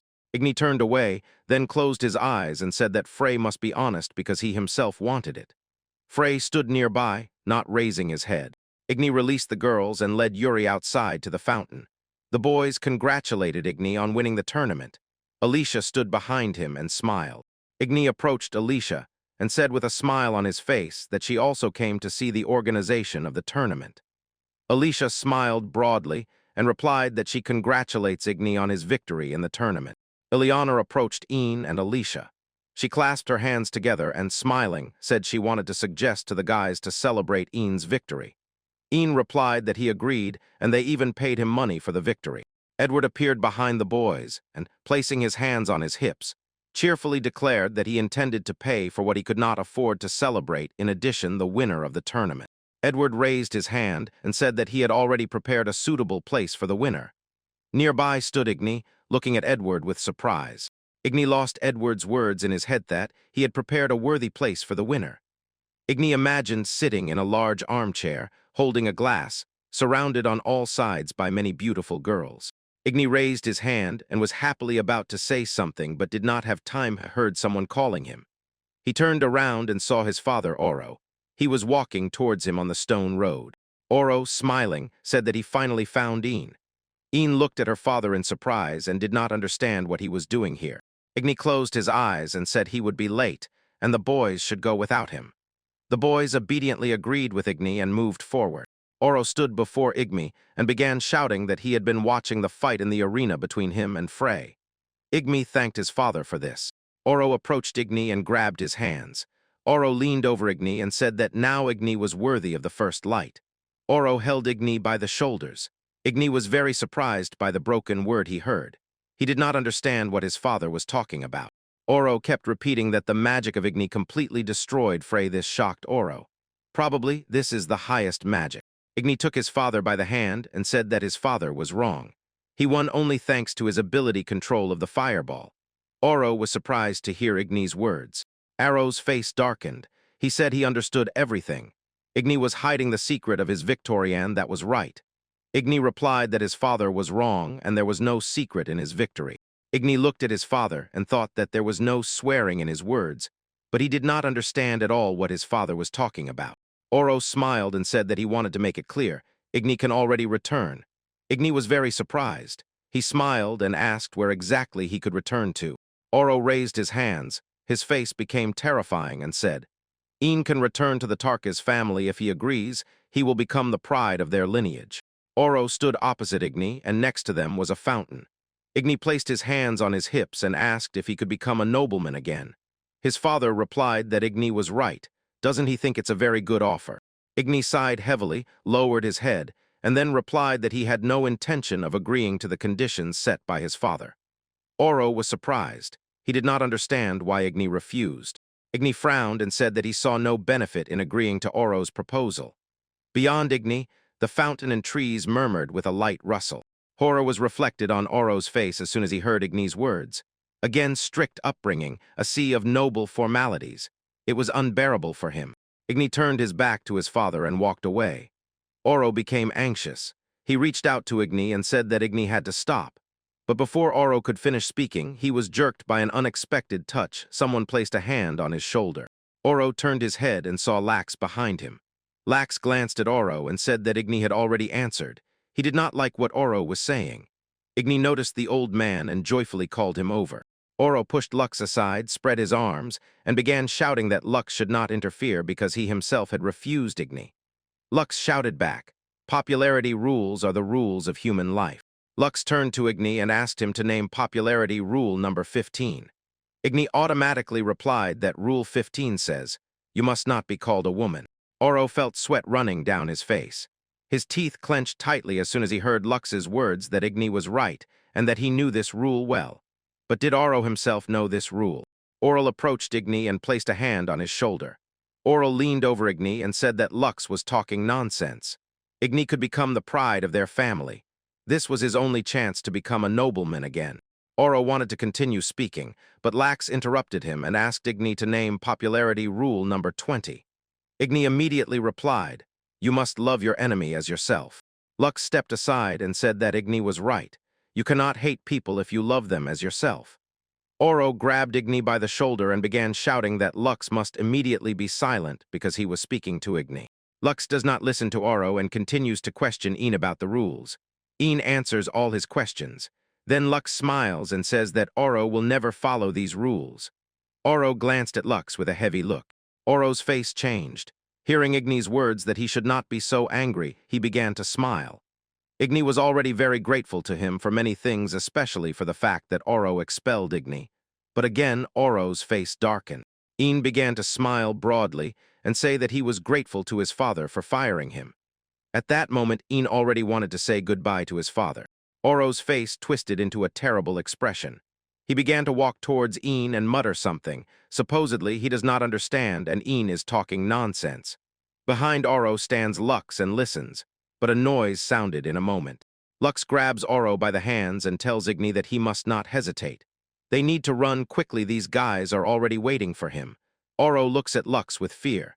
Igni turns and agrees with his grandfather's words. Oro could not break free from Lux's grip. He began to scream in panic, demanding that Een stop, and begged him to return. Oro stretched out his hand in front of him and watched as Een ran to his friends. The guys were in a hall with a high ceiling. They sat at a round table. Alicia was without a hat. She looked at the guys and began to say that, in her opinion, they should go to a prestigious restaurant, but in the end it turned out to be an ordinary place. On the table were salads and various seafood. Yuri smiled and said that the dish looked very tasty. Edward replied, "At such moments it is better to eat in crowded places. The food here is really tasty," so the guys could relax calmly. Igni sat at the table. His hands were on the table, and everything around him was illuminated. It seemed to him that there was not a single girl without clothes in the establishment. Alicia sat next to Igni and looked intently at him. She asked why Igni was behaving so strangely. Edward's escort stretched out his hand forward and said that Igni should be grateful because Edward put his heart and soul into finding a place full of people. Edward's mouth dropped open in surprise. Edward slapped his friend and asked him not to say such things anymore. The guard raised his hands to his head and said as if tears appeared in his eyes because he expected Edward to praise him. Aliner said that the guys looked very friendly. The guys took their mugs and put them together. Edward said that today is a holiday, so the guys can eat properly. The boys were sitting at the table, and one asked how Een managed to become so strong. Een drank from the mug, then suddenly threw it onto the table. Igni ran his hand over his face and looked at the boys boldly, with a wicked glare. Then he answered that he gained such strength thanks to his persistence. Yuri raised his hands. Alicia sat nearby, and their faces shone with joy. Igni looked at them and smiled, then thought that it was pleasant for him to see such faces of the boys. After some time, Iris began to hug Alicia. Alicia looked at Iris with surprise. Then Iris asked Alicia to show her some trick. Alicia agreed to Iris's request, and some object appeared in her hands. Alicia stretched out her hand with the cards in front of her and said that she could predict everyone's fate after all. She, the brilliant Alicia, could tell the children about their future. Iris raised her palm to her face and laughed, saying that cataclysm magic was exactly what Alicia needed. Alicia looked at Iris in surprise, not understanding what she meant. Alicia suggested finding out the prophecy for Een. Een was a little surprised by this idea. Alicia stood by the table, and all the other boys were sitting. Igni raised a finger and asked Alicia if she could check whether they would be in the same group in 10 years. Alicia agreed to answer Igni's question. Alicia laid out several cards face down in front of her, and happily said that in 10 years they would look like this. Then she showed one of them. It had a skull and crossbones, and also a sharp scythe. Alicia turned the card toward herself and stared at the picture on it. Yuri began to tremble with fear, and tears appeared in his eyes. Iris looked at Alicia. A gloomy silence hung around the girls and Yuri. Then the boy began to shout and argue that Alicia could not be trusted because she was wrong and would try to tell prophecies again. His shouts echoed on the street. On the roof of the building opposite the place where the boys were celebrating stood a strange figure of a man. He wore a black cloak, and his face was impossible to see. He looked ahead and said that he had finally found Alicia. Alicia stood on an open rocky area. She raised her head. In her hands, Alicia held a broom. She wore a hat on her head. Next to Alicia lay soldiers. They did not move. Under Alicia's feet lay one of the soldiers. Her broom was stained with something. Nearby behind Alicia stood a man, and she did not know who he was. It was Lux. He approached Alicia and said that he was the one who got those children's tears. Alicia turned around. Her face was stern. She replied that this was a battlefield, so there could be no children here, and now she wondered if Lux was her enemy. Lux stretched out his hand to the side and said that he was not an enemy, but not a friend either. He came to fulfill a promise given to an old friend and to free Alicia. Alicia stood with her back to Lux. She looked at him without turning around. Lux handed Alicia a paper with a coat of arms and a few lines. He said, "If Alicia does not want to accept his help right now, let her take this paper." Alicia turned to Lux and asked what this paper was. Lux held the sheet in front of him and said that it was an exam form for Romud Magic School, one of the magical schools of the kingdom. Alicia turned around and replied that she was not interested. Alicia froze as soon as she heard Lux say, "If she goes to the school, she will be able to find friends." Alicia lowered her head and, without turning to Lux, pondered his words. Lux repeated again that Alicia would really be able to find friends. There among them would be one boy. Alicia wakes up with tears flowing from her eyes, and the dream ends. Alicia approaches a window with bars. She leans forward and says what she dreamed. She lies down to sleep as soon as she returns. Alicia's eyes burn. An idea flashes in her mind. It was already night outside. Lights began to turn on in the windows of the building. Igni and Yuri were in their room. Yuri sat on the bed and smiled, saying that today was a fun day. Igni took off his outerwear and agreed with Yuri. Igni recalled the events of that day, how he found himself in Eleonora's arms, how she encouraged him to win the tournament. Nearby stood a dissatisfied Iris. Igni thought he would never forget that moment and wished that the embrace would last forever. Yuri sat on the bed and said that Igni was not tired at all after the fight in the arena. Igni turned to Yuri, raised his hand, and replied that he was not tired at all. Igni began to smile and said that he was really cool.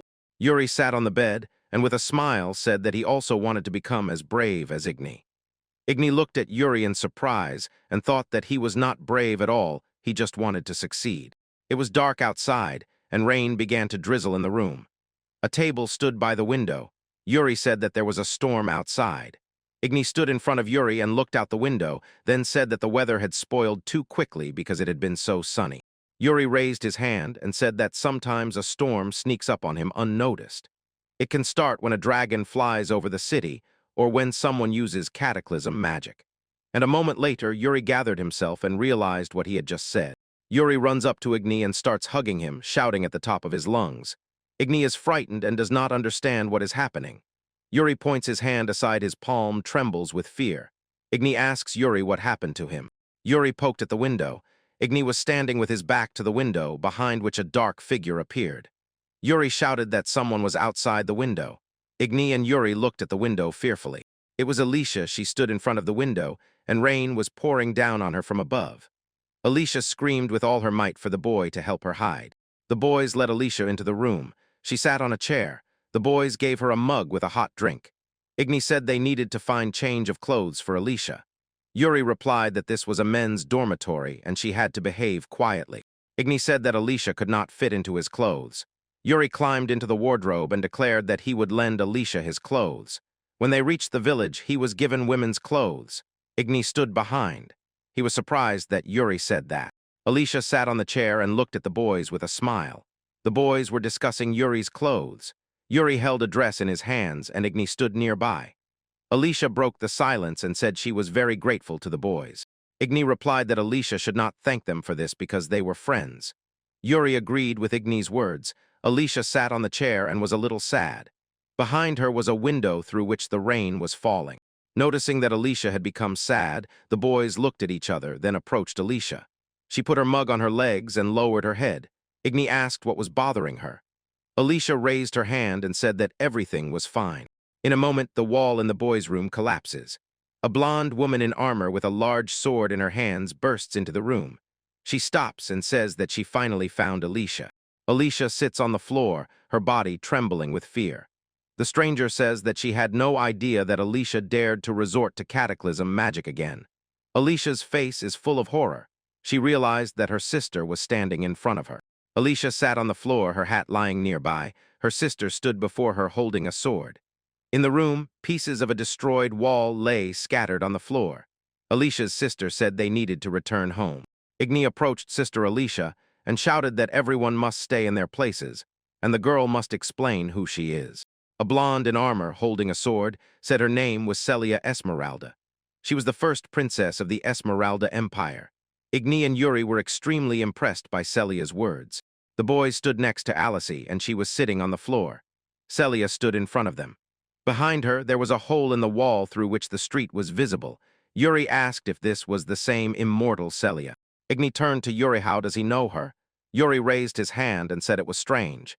Igni still doesn't know who she is. She is really very beautiful. Celia is the support of life. Celia looked intently at the boys. Igni imagined Celia as bound and not surrendering to anyone. Igni thought that she was both a pillar and a knightly princess at the same time. Alicia stood up. She was holding a hat in her hands. Celia came up to meet her and said that she had come here for her little sister. They needed to go home. Alicia took the hat in her hands, lowered her head, and said sadly that she did not want to go with her sister and no longer intended to harm people. Yuri and Igni were stunned by what they heard. Alicia raised her hands and pleaded that Igni must save her. Igni approached Alicia and threw a fire attack towards Celia. She held her sword in front of her. Igni thought he had to save the girl who was in trouble. Igni raised one hand and held Alicia by the collar with the other. His strike raised clouds of dust into the air. Igni led Alicia to Yuri and said they needed to flee immediately. Yuri did not know exactly where to run, and Alicia was trembling with fear. Alicia held her hat with one hand, and Yuri took Alicia's free hand. Igni stood by the ruined wall and shouted to Yuri that they needed to call the teachers here. Yuri replied that they would do it. Igni stood in the room near the ruined wall and looked out onto the street. Celia tried to get up and said that it had been a very long time since she had been thrown back like that by magic. Igni jumped out of the hole in the wall and landed on the ground. He stood before Celia, and Celia said she knew who Igni was. He was the winner of the tournament. Igni put his hand on his belt and replied that Celia had also been at the tournament. Igni remembered the moment when he and Alicia were talking during the tournament. Then he asked if Celia had found Alicia during the tournament. Celia replied that Igni was right. It was just a coincidence because she was watching him. Celia stood before Igni and said that if Igni did not want to get into trouble, she should not bother her. Igni replied that it seemed to him Alicia did not want to return home with Celia. Celia held the sword in front of her and said threateningly that she did not care, she had no right to choose. She did not understand why Igni was trying to stop her. Celia just wanted to take her sister home. Igni sharply replied that she is doing it because Alicia asked him for help. Celia said that she is part of Alicia's family. How can Igni allow herself to interfere in the affairs of their family? Igni remembered his father and grandfather. Then he said, Celia talks about family, but family can be both a support and an enemy. Celia raised her sword before her and, smiling, said that from what Igni says, it is clear he has experience in family talks, but Celia intends to remove Igni from her path. Igni replied that he did not intend to lose to Celia.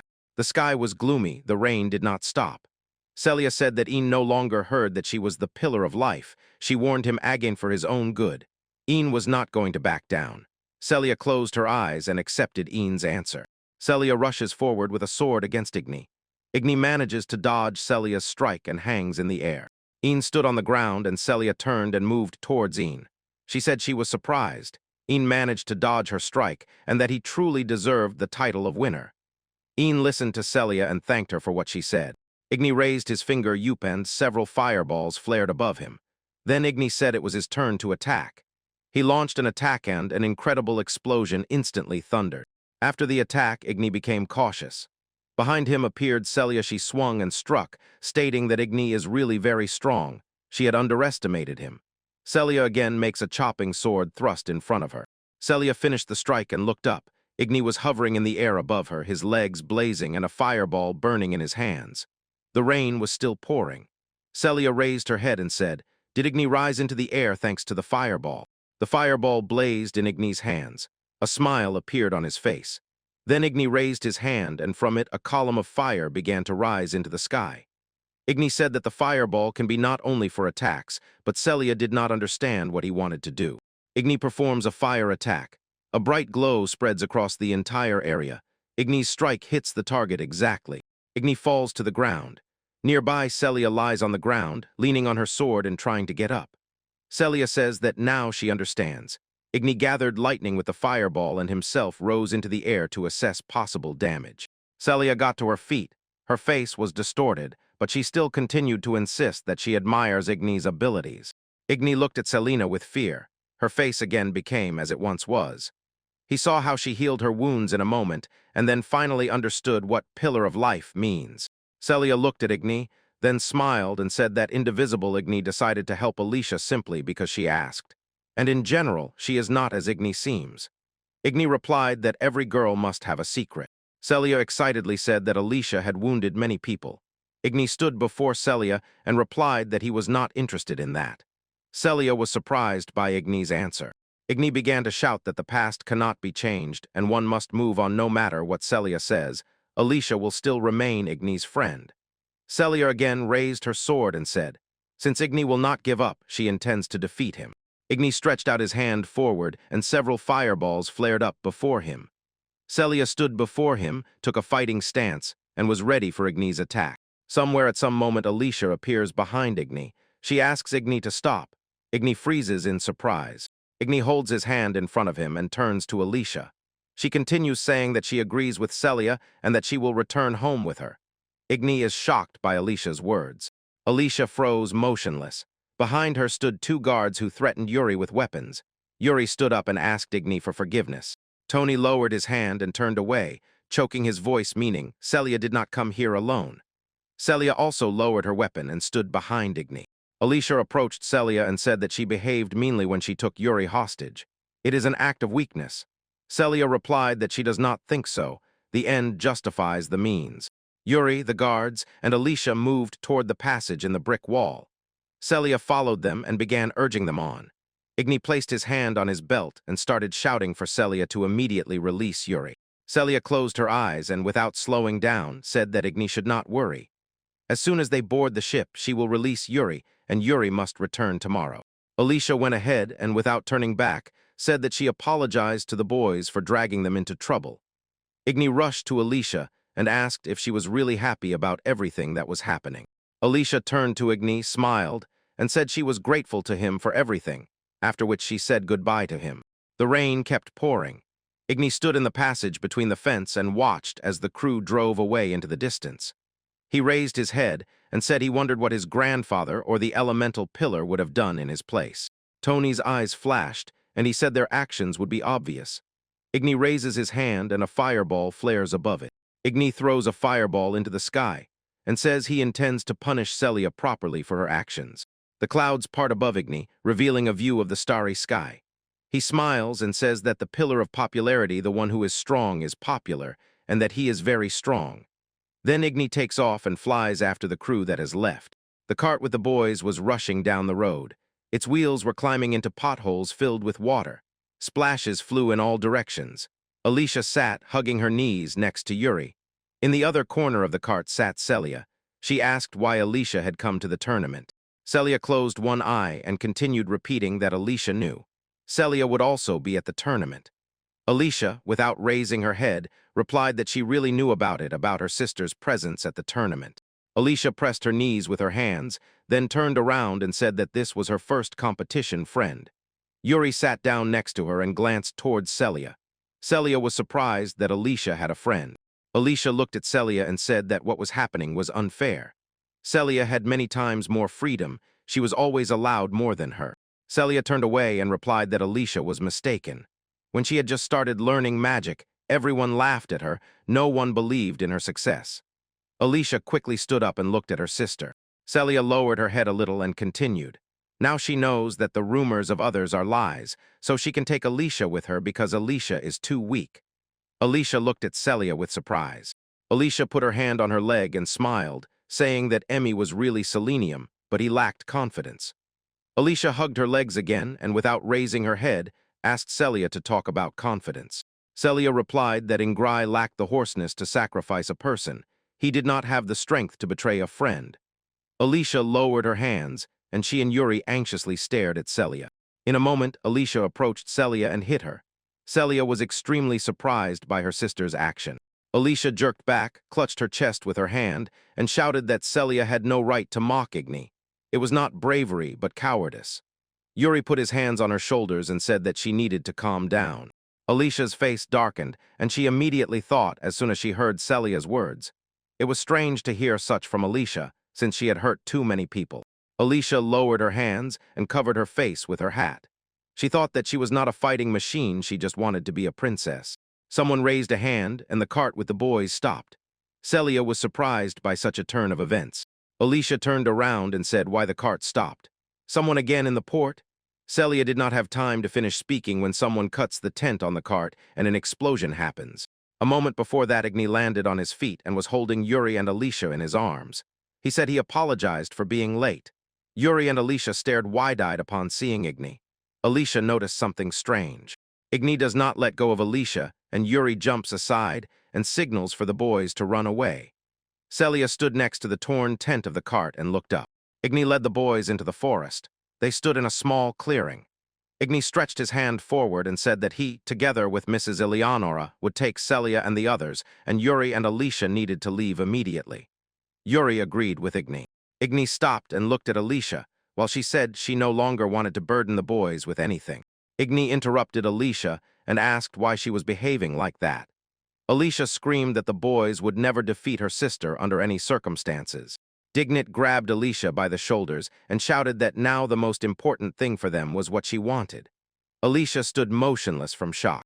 Igni hovered over Alicia and said threateningly that she had to decide here and now, either listen to the call of her heart or obediently follow her sister.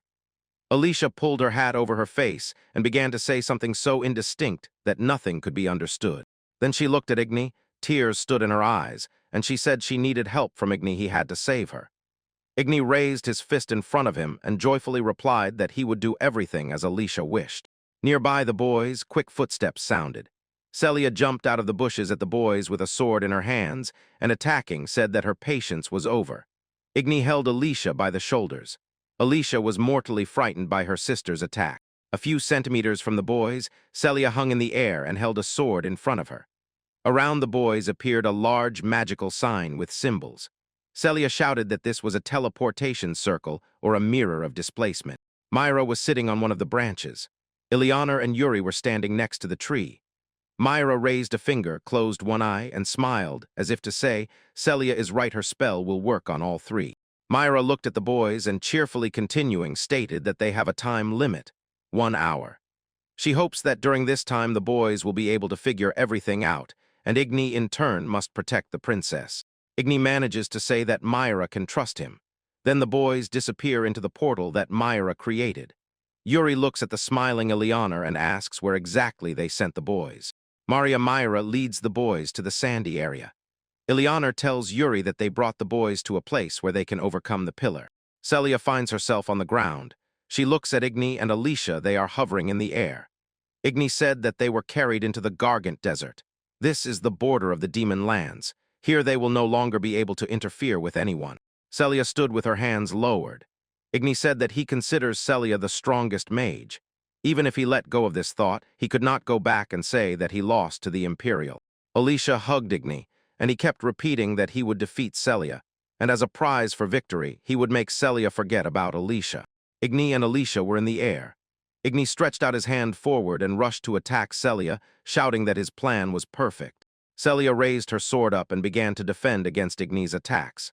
Shouting that Igni should not be arrogant, she did not even think about losing. His blows would still be powerless against her. Celia frowned. A dark atmosphere immediately settled around her, and she said that Igni was already annoying her. A fast horse is only good when it has legs.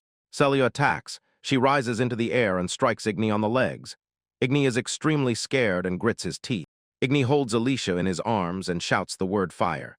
Because of Celia's attack, Igni has no legs, and Celia is standing on the ground. She lowered her sword and said that Igni actually created legs from fire. Igni held Alicia in his arms. His legs were burning, smoke was rising from the wounds. Alicia was very afraid and worried about Igni's condition. Celia looked at Igni and said that he was really very smart. Igni lay on the ground, still holding Alicia in his embrace. Then he added that it didn't hurt a trifle he had encountered more than once before. Alicia in Igni's arms began to shout that he must forget about her.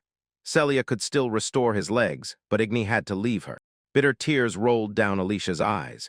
Igni said that Alicia finally had to stop suppressing her feelings and desires. Alicia loudly replied that Igni was wrong. She was not suppressing anything inside herself. Igni closed his eyes and with a smile said that capricious girls look very cute. Alicia sat in his arms. She looked at Igni and stopped crying. Celia interrupted the boys' conversation and said that Alicia was right. Igni must surrender and that would be his best decision, because he was in terrible pain. His legs were burning and dark smoke was rising from the wounds. Holding Alicia in his arms, Igni began to shout loudly that the real pain was in Alicia's heart. Her torment was hundreds of times stronger than his pain. Igni again decided to attack Celia. He cast a spell and a fireball appeared. Celia tried to say something but noticed something and got scared. Igni held Alicia in his arms, raised his head, and shouted that he had conjured 16,084 fireballs. Now, let Celia try to dodge them all. Celia looked up. Her hair was blown by the wind and said that she saw an incredible amount of mana, something an ordinary sorcerer could not. Igni looked down at Celia and thanked her for the compliment. Many fireballs created by Igni hit the ground. A powerful explosion sounded, and large clouds of dust rose into the air. Igni and Alicia hovered in the air above the dust clouds and stared into them. But as soon as the dust began to settle, a barely noticeable silhouette appeared. This was Celia. She stood on the ground and leaned on her sword. Dust clouds slowly dispersed around her. Celia said that this time it hurts. Igni looked at Celia and thought that she was shocked at how she could even speak after such attacks. Celia looked at Celia and thought that she was shocked at how she could speak after such attacks. Celia raised the sword, placed it on her shoulder, and said that now it was time for a reboot. In a moment, Celia drew the sword and struck her shoulder. Blood splattered in all directions. Alicia stood next to Igni, placing her hands on his shoulders. Igni froze in shock at Celia's action. Celia throws the sword to the ground. Blood spurts from her shoulder. She falls to the ground and says that Igni should not be surprised by her actions. Then a bright light flares up. Before the light flares, healed Celia appears smiling and says that this is her miracle. Igni looked at Celia with a serious face. He thought that to use spells, mages expend mana according to 110 or 10-1. Celia's magic can create everything from nothing. She appears before the boys, smooths her hair with one hand, and holds the sword in the other while smiling. Igni and Alicia stand motionless before Celia. Alicia touched her chest with her hand, then lowered her head and said that as soon as Celia dies, the reset activates and she will return to life. She was immortal. Celia stands before the boys and behind her flickers bright flame. Igni looks forward and says that the pillar of life, immortal Celia, is a true miracle, and her magic is truly insane. Alicia anxiously gazes at Igni. Igni got lost in memories of training with his grandfather. He held a fireball in his hands, and his grandfather stood behind him and said, "The strong are respected, but those who give 120 are much more popular." Igni grimaced and tried to cast the spell further. Behind him, his grandfather said he knew many girls stronger than Igni, but still Igni must not give up. He will definitely succeed if he tries. Igni felt more confident. He smiled and thought that he finally understood what his grandfather meant back then. Igni looked at Celia and said that he honed his skill again and again, each time finding himself on the brink of death. Celia replied that his words sounded strange because he could not use anything except fireballs. Celia became alert as soon as she heard Igni's words that Celia was right, so he would show her everything he was capable of. Igni stood on torture legs, leaned one hand on his belt, and confidently declared that he would show Celia the power of his magic. Celia's face darkened, and she asked with annoyance what power he was going to show. Igni stood next to Alicia and said that during this spell he would not be able to use fireballs, so the legs would disappear. Celia understood Igni. Alicia grabs Igni by the stomach. Igni casts a spell, his legs disappear, and an air vortex rises around the boys. Igni raises his hand up and thinks that he will not be able to use this spell due to the proximity to the demon lands. Igni opened his outstretched palm wide and cast a spell. A creepy glow aura flared around Igni's hand. Celia froze in fear and thought that she did not understand Igni's magic. It distorted the light. Celia looked at Igni, whom Alicia was holding, and he raised both hands up. Celia felt that she was wrong. Igni's magic actually distorts the reality that already exists. Igni asked if Celia knew the legend about the creation of their world. Igni awakened one flickering fire projectile. He continued to insist that everything started with a small fire projectile. His magic does not allow him to use anything except a fire projectile, so his magic is the magic of the beginning. Igni cast the spell of world creation. Celia wanted to draw her sword from the sheath, but for some reason her body suddenly stopped moving. Drops of sweat appeared on her face, and she asked Igni if he really managed to stop time. Celia held the sword with both hands and said that this was not their world. Igni's tricks would not work here. Igni replied, "This is his world, and time is under his control." Celia smiled and said that Igni still would not be able to defeat her, so all his attempts were in vain. Darkness fell and Celia froze in place. Igni began to say that Celia was wrong. He would break her will, and it was worth starting with at least 10 years. There was emptiness around the boys. Celia thought that nothing was moving anywhere, neither wind nor sound. Of what existed, there was only her consciousness. 10 years. That was exactly what Igni meant. Celia looked frightened. She threw the sword to the ground and leaned forward a little. Alicia was holding Igni in her arms, and he asked Celia how she had spent the last 10 years. Celia was in despair. She looked at her hands and whispered, could she really move again? A gloomy silence hung over Celia. Celia clenched her fist and fiercely rushed at Igni. Just as she launched the attack, she thought, since she can already move, now she can handle Igni.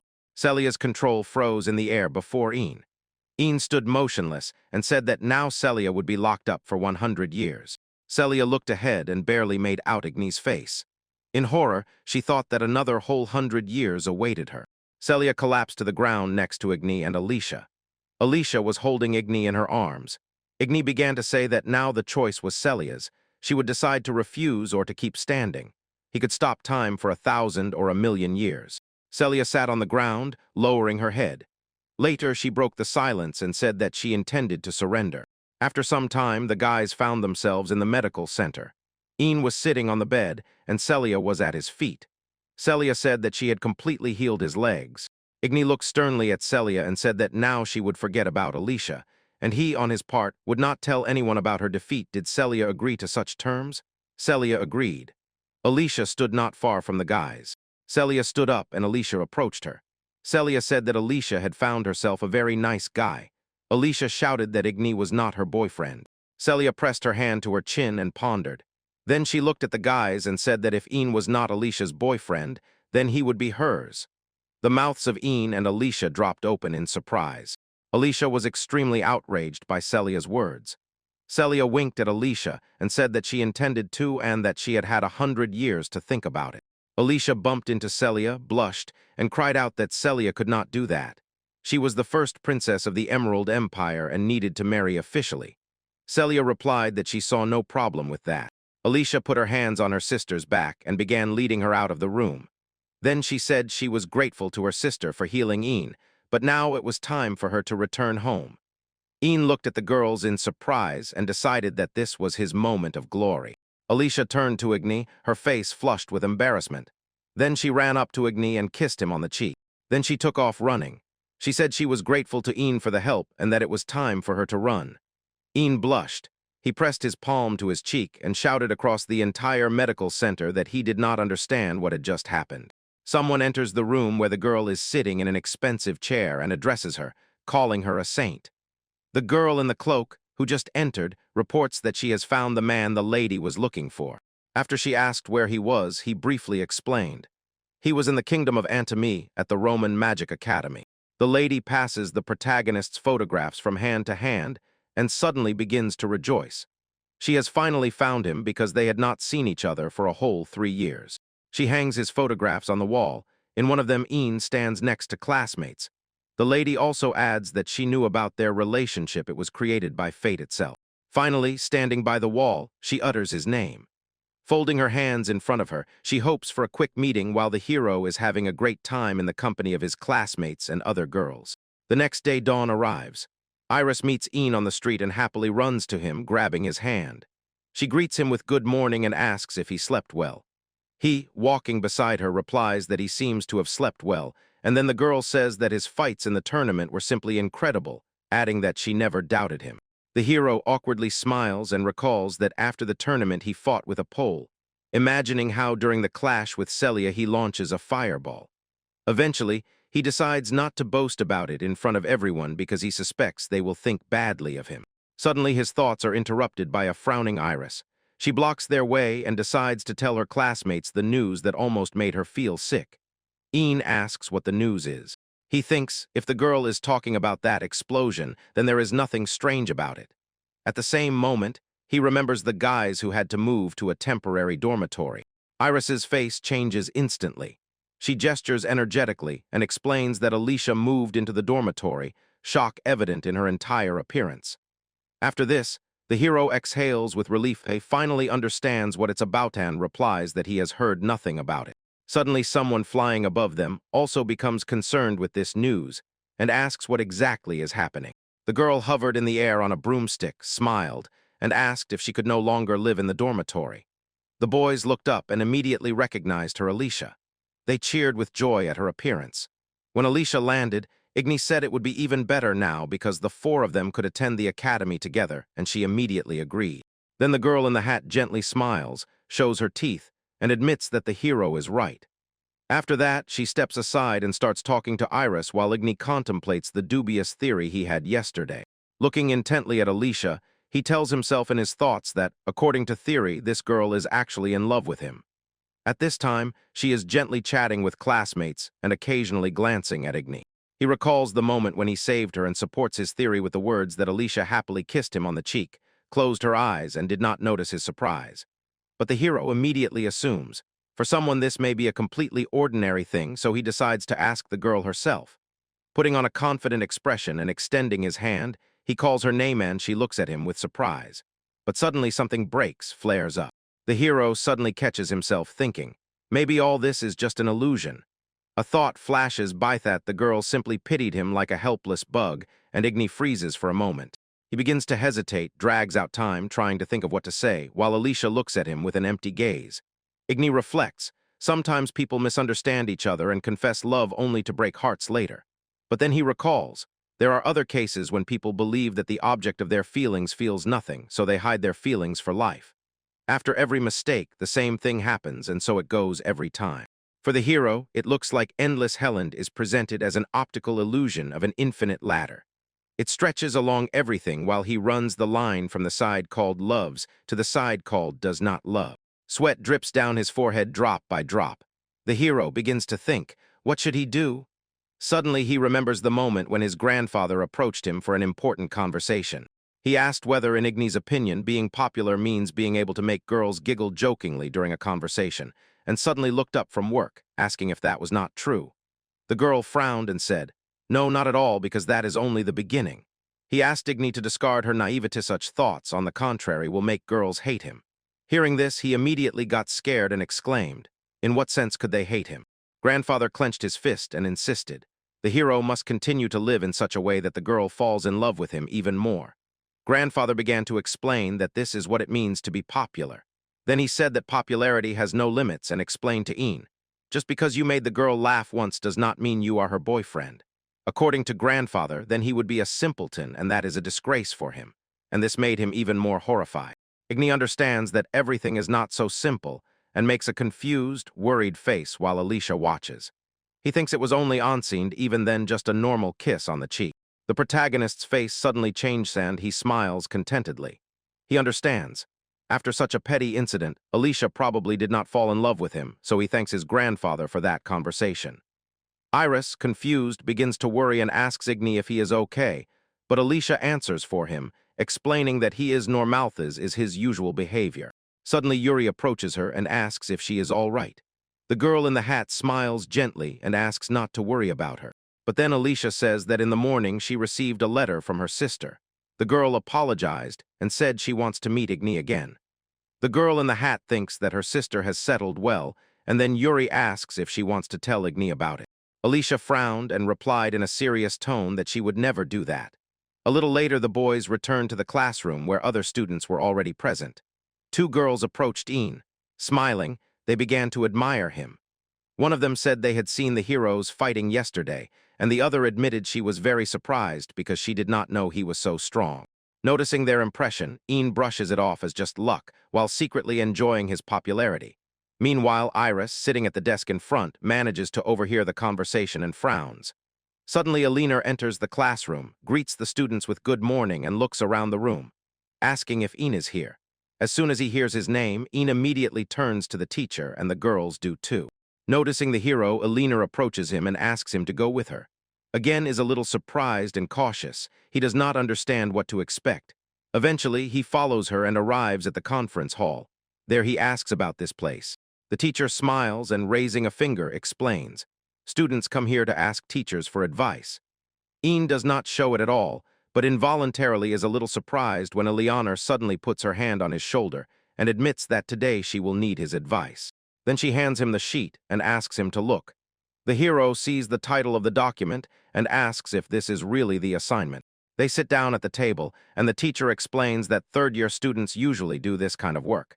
But Een's speech proved that he is also capable of taking on these tasks.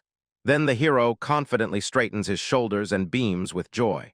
He asks what his assignment will be. Eleanor replies that it is about transporting weapons. She explains that Igni will have to deliver the cargo to the Duchy of Lurtalia and shows on the map where it is and exactly where it needs to be delivered. Eleanor says she will not force Igni to take the job if he does not want to, but immediately adds, the clients are elves. This is very unusual because elves cannot stand humans. Then the hero remembers his teacher Myra, because she is also an elf but incredibly friendly to humans. He recalls how Myra teased him by sitting on his shoulders, and Eleanor says that this girl is rather an exception to the rule. Then she adds, whatever it was, she was very surprised when she received the task from the elves. Igni asks if such a thing had never happened before, and the teacher confirms his suspicions. She says this is the first task from the elves that the Roman Academy has ever received. Then the hero begins to suspect something is wrong. Elves do not like humans, but after his victory in the tournament, they still send a letter to the Academy. Igni suggests that among the elves there are many of his admirers, and he begins to glow. Then he places his hand on his chest and proudly declares that he will gladly take on this task. Hearing this, Eleanor smiles sweetly and says she knew the hero would not let her down, and she is immensely grateful to him. Then she explains that the task will be completed in 2 weeks starting next week. During this time, the hero will be excused from classes, so he can fully focus on the work. Eleanor says that Igni will need an assistant and promises to become one. This surprises him and makes him ask who the assistant will be. He is curious whether he can choose a companion for himself especially, if the teacher is so confident in him. She feels a bit embarrassed, but the smile does not disappear. Eleanor replies that this is an extremely important task, so they cannot afford to lose face. If the hero chooses someone incapable, the work may drag on for a very long time and have a highly negative impact on the situation. To avoid such situations, teachers first select assistants. She thinks of something like a support squad, and Igni imagines several girls protecting him. He agrees. Then she asks if there are people the hero does not get along with, and he answers that there are, assuring her he is friends with everyone. Then the teacher was pleasantly surprised by this. She squeezes him so tightly that Ian's face ends up right by her chest, and he begins to praise her in response. Alina says the hero is a good boy and asks him to try even harder. For the first few seconds, Ian doesn't fully understand what's happening, but then it all sinks in and, blushing to tears, he starts to struggle free. He silently swears to her he will give everything. The day of the mission arrives. Next to the brick wall, Iris notices the hero and starts waving at him. Then she calls him and he approaches. The hero asks what the girl is doing here. Iris proudly places her hand on her chest and replies that she was asked to help him with the task. Igni thinks that Iris is an S-rank Earth magician, so she is incredibly skilled at controlling the battlefield. He himself specializes in fire poran. Together they really are a great team. The hero smiles with pleasant surprise, then notices the instructor has already prepared a cart for them. Iris smiles widely and says she is delighted. Her first mission will be with Igmi, and she addresses him as Master. Then they fall silent, and an awkward pause stretches. The hero recalls a conversation with his grandfather. He called in a fool and pointed out that he speaks like a weakling. They immediately got into a heated argument, and the grandfather retorted that the hero is a person who talks nonsense because he does not understand the beauty of flat breasts. But Ian sharply replied, "Everyone knows that the best are big breasts," and asked what could be so cool about flatness. The grandfather and the protagonist argue heatedly again. The grandfather says that breast size does not matter and calls Ian a fool for seeing only breasts in them. Then the grandfather asks if the hero has thought about the girl's clothing and her character, and after that asks if he is not interested in her inner world. Igni suddenly freezes, and then the grandfather tells him not to think that if he reduces everything only to breasts, he will become popular. The hero realizes that the grandfather is right. The grandfather asks Igni to open his eyes. Igni becomes sad and confused and eventually admits that he was wrong. He understands that everything about the girl is important and believes that one who loves only breasts is not worthy to be called a man. This is what Igni realized at that moment, but at the same time thought it would be nice if Iris had breasts. Catching his gaze on her, the confused girl turns to him and begins to look back with wide-open eyes. But the hero suddenly snaps out of his thoughts and suggests moving on. Iris, Igni, and Edward raise their hands and shout that it's time to move. Suddenly the hero and the girl freeze, trying to understand what is happening, while the boy smiles widely and suspects nothing. A second later, Igni grabs Iris and both twitch from surprise, scaring Edward. Edward freezes in surprise and says that he has actually been with them all this time. Then he explains that he will carefully monitor the health of Iris and Igni, and the hero has a question. Then the boy places his hand on his chest and explains that he is a healer. Hearing this, Ian is extremely surprised. Edward says that even if his abilities are rated as a rank, he can still heal a broken arm. He adds that this does not mean that the boys can just expose themselves to danger, and the girl calls all this nonsense. Iris is confident that Igni will never succumb to an enemy attack and calls him her master. Edward agrees with her because the hero is his friend and winks at the girl. Igni understands everything is getting serious. The boys, despite trying to stay unnoticed, are already ready to kill each other. The hero gets a little scared and asks them to stop arguing, suggesting to set off on the mission. The boys approach the horse-drawn carriage, and Alina sees them arriving. She explains that they will go in this carriage to the meeting place. The teacher adds, the students will be briefed on the mission details by those who ordered it, and they will also give the reward. She asks them to get into the transport, warning that the academy will not monitor the mission's execution. Ian concludes to himself, they will be left to their own devices. All the students get into the carriage, and when the hero enters last, Alina suddenly remembers something. She asks them to remember, in case of danger, they can abandon the mission. Then Igni turns around with a look of surprise and asks if that is really possible. The teacher smiles gently and says that it can affect the situation, but the safety of the students is above all for the academy. So Alina asks them not to take unnecessary risks and tries to negotiate this with Ian. Before finally sitting in the carriage, he turns to her one last time and asks her not to worry. Sitting on the chair, the hero clenches his hand into a fist and, looking into Alina's eyes, reminds her that he is very strong, while Edward sits down and looks out the window. The teacher looks a little embarrassed for a moment, then smiles again and says to Igni, "Good boy."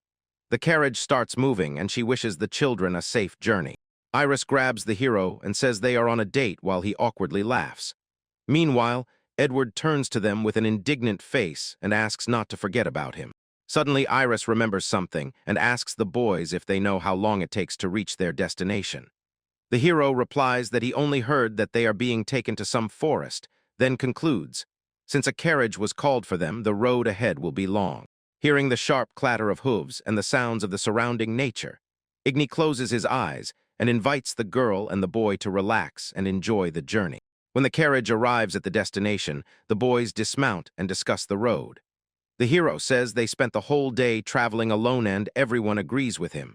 Suddenly, someone approaches them from behind and announces that the boys have finally arrived. They look back and before them appears an elven girl with a short haircut. She introduces herself, Lura, the head of the column. Ian considers this his first meeting with an elf, not counting Professor Myra, and judges Laura as a beauty. After this, he shakes her hand, smiles politely, and says he is very glad to meet her. And the elf is struck with amazement because it really is him.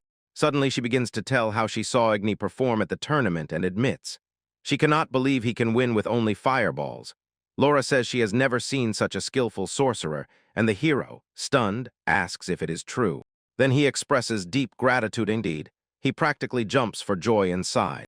The elf says their journey may be short, but still asks for love and affection, and Igni wonders, could it be that he was assigned the task because of her request?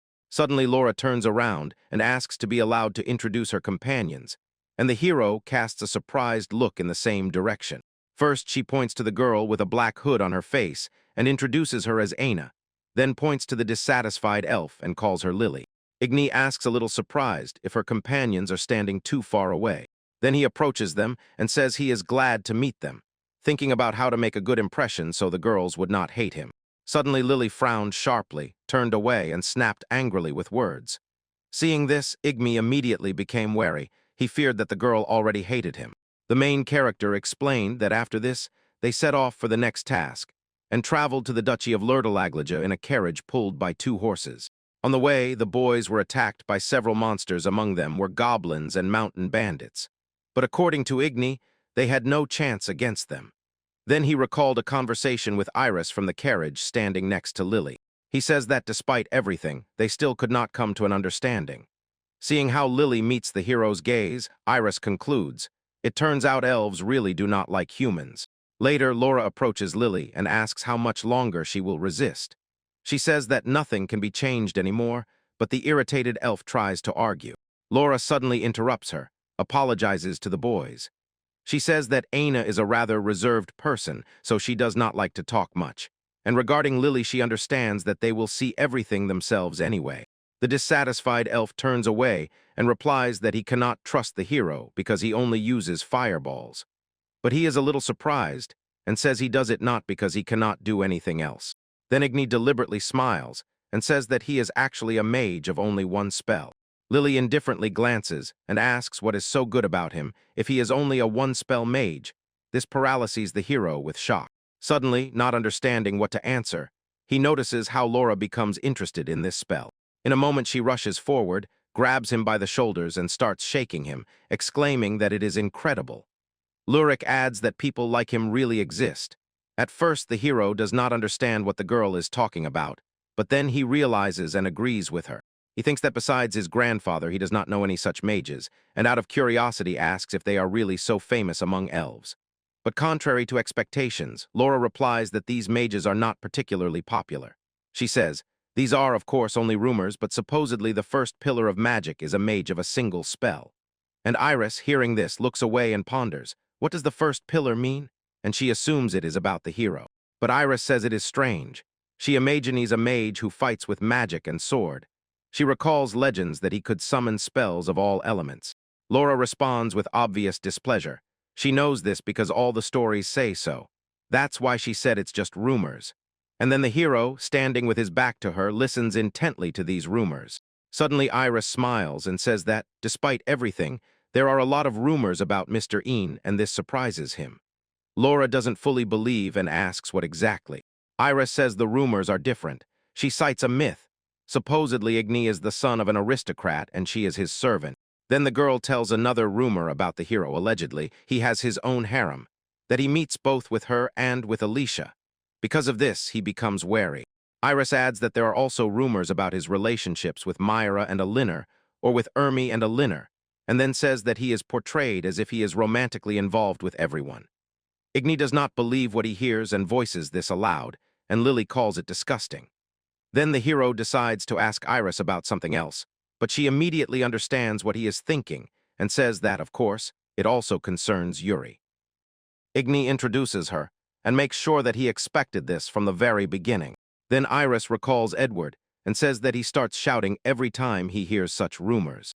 She looked at the boy and winked, and the hero immediately turned in the same direction, staring in surprise. Edward noticed this and frowned. A drop of sweat already rolled down his forehead. He began to justify himself, saying he simply cannot stand it when people talk nonsense. Edward asked Igni not to think that he did it for her sake and turned away. Hearing this, Iris rolled her eyes and said it would be better if the boy answered honestly. But as soon as she opens her eyes, something flashes ahead of her and she screams. The girl says she sees the city ahead and concludes, they have already passed half the way. Laura stops and turns to the boys. She suggests setting up camp right there, and Iris suddenly freezes in surprise. The elf confidently thinks that she wants to ask why they cannot spend the night in a hotel, and the girl confirms her guess.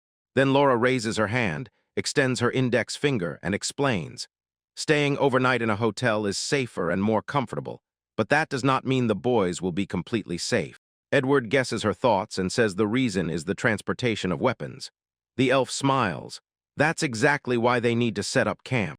Then she explains that the cart can be robbed if left unattended and convinces them. It is much safer to spend the night outdoors watching the cargo. The hero imagines an evil yet delighted thief carrying a sack from the cart, and Iris says that makes sense. Then Laura suggests the children stick together in pairs, but before she can explain why, Lily suddenly cuts off the conversation and raises her hand. She grimaces and says that she wants to be on guard duty with them, placing her hand on her chest. Then Lily stands next to the hero. She smiles through the tension and turns her head away from him. Laura notices this and declares that she has already made her choice. After that, they light a fire. Lily and Ian sit together near the fire and turn away from each other. The confused elf does not understand why she was seated with him, while he meanwhile thinks about how tense the situation has become. But he is still grateful to Luri for this. The hero remembers how she waved to them and said that they would definitely become friends. Suddenly, Igni remembered a conversation with his grandfather. Once he created fire between his palms, turned to his grandfather and said he wanted to become popular as soon as possible. And while his grandfather just stood and watched him play joyfully, Igni asked his grandfather how to attract girls' attention. Despite the protagonist's good mood, the grandfather suddenly thunders. He will never be able to please the girls.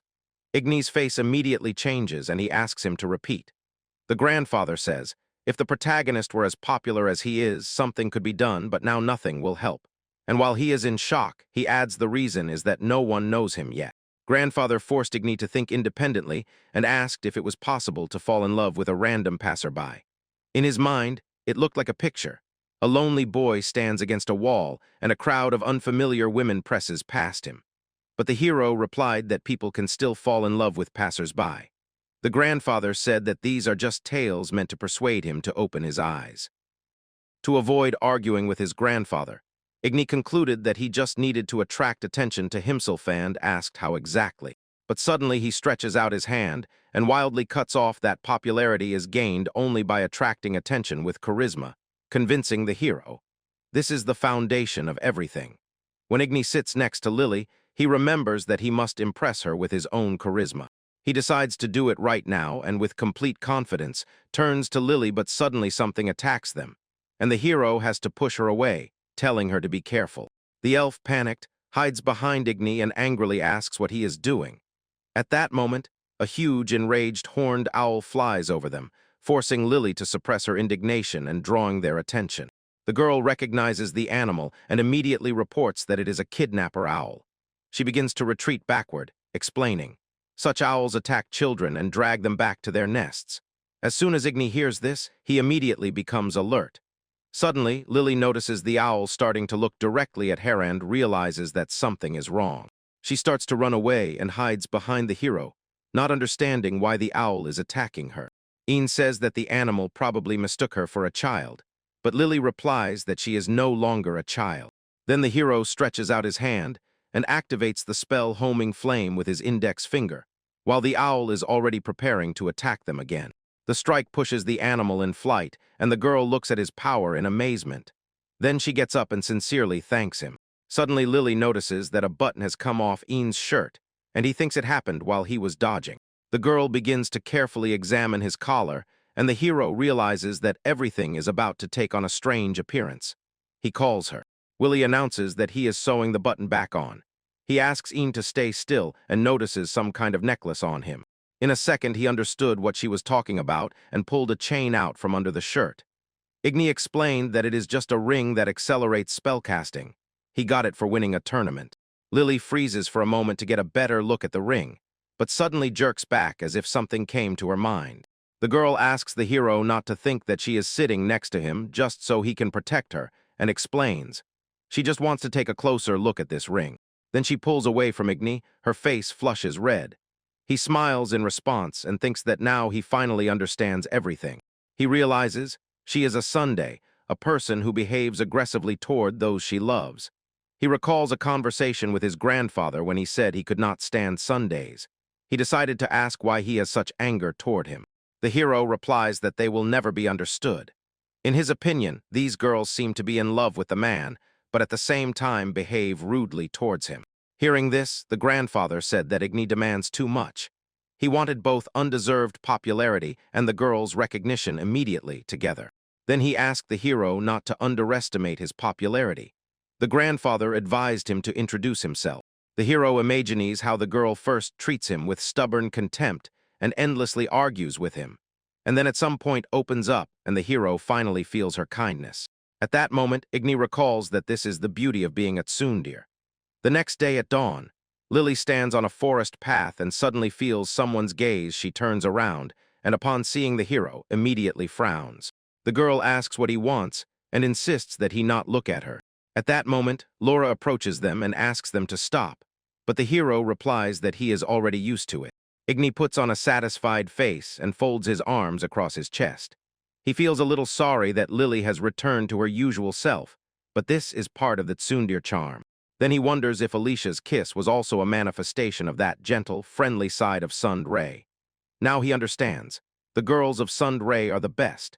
Seeing Igni shining with happiness, Iris turns to him and says that he is in a very good mood.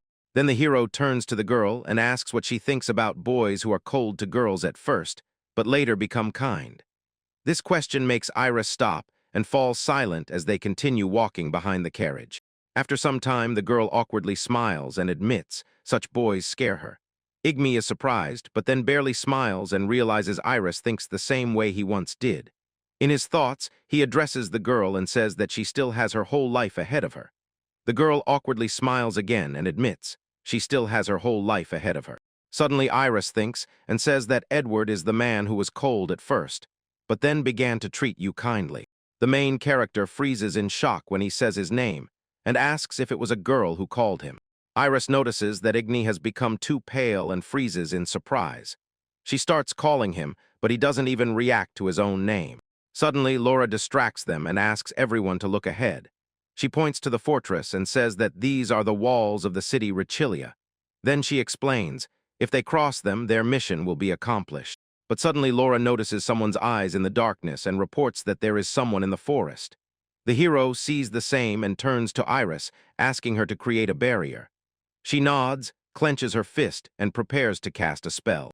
Iris raises her hand and utters the spell Stone Wall. A thick stone wall rises around her with a rumble. Hearing loud stomping, Laura first thinks it's bandits, but Igni clearly understands what is happening and denies it.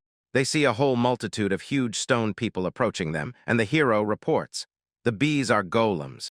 The golems approach the wall and start breaking the stone. Iris sees there are too many of them but still decides to cope with them.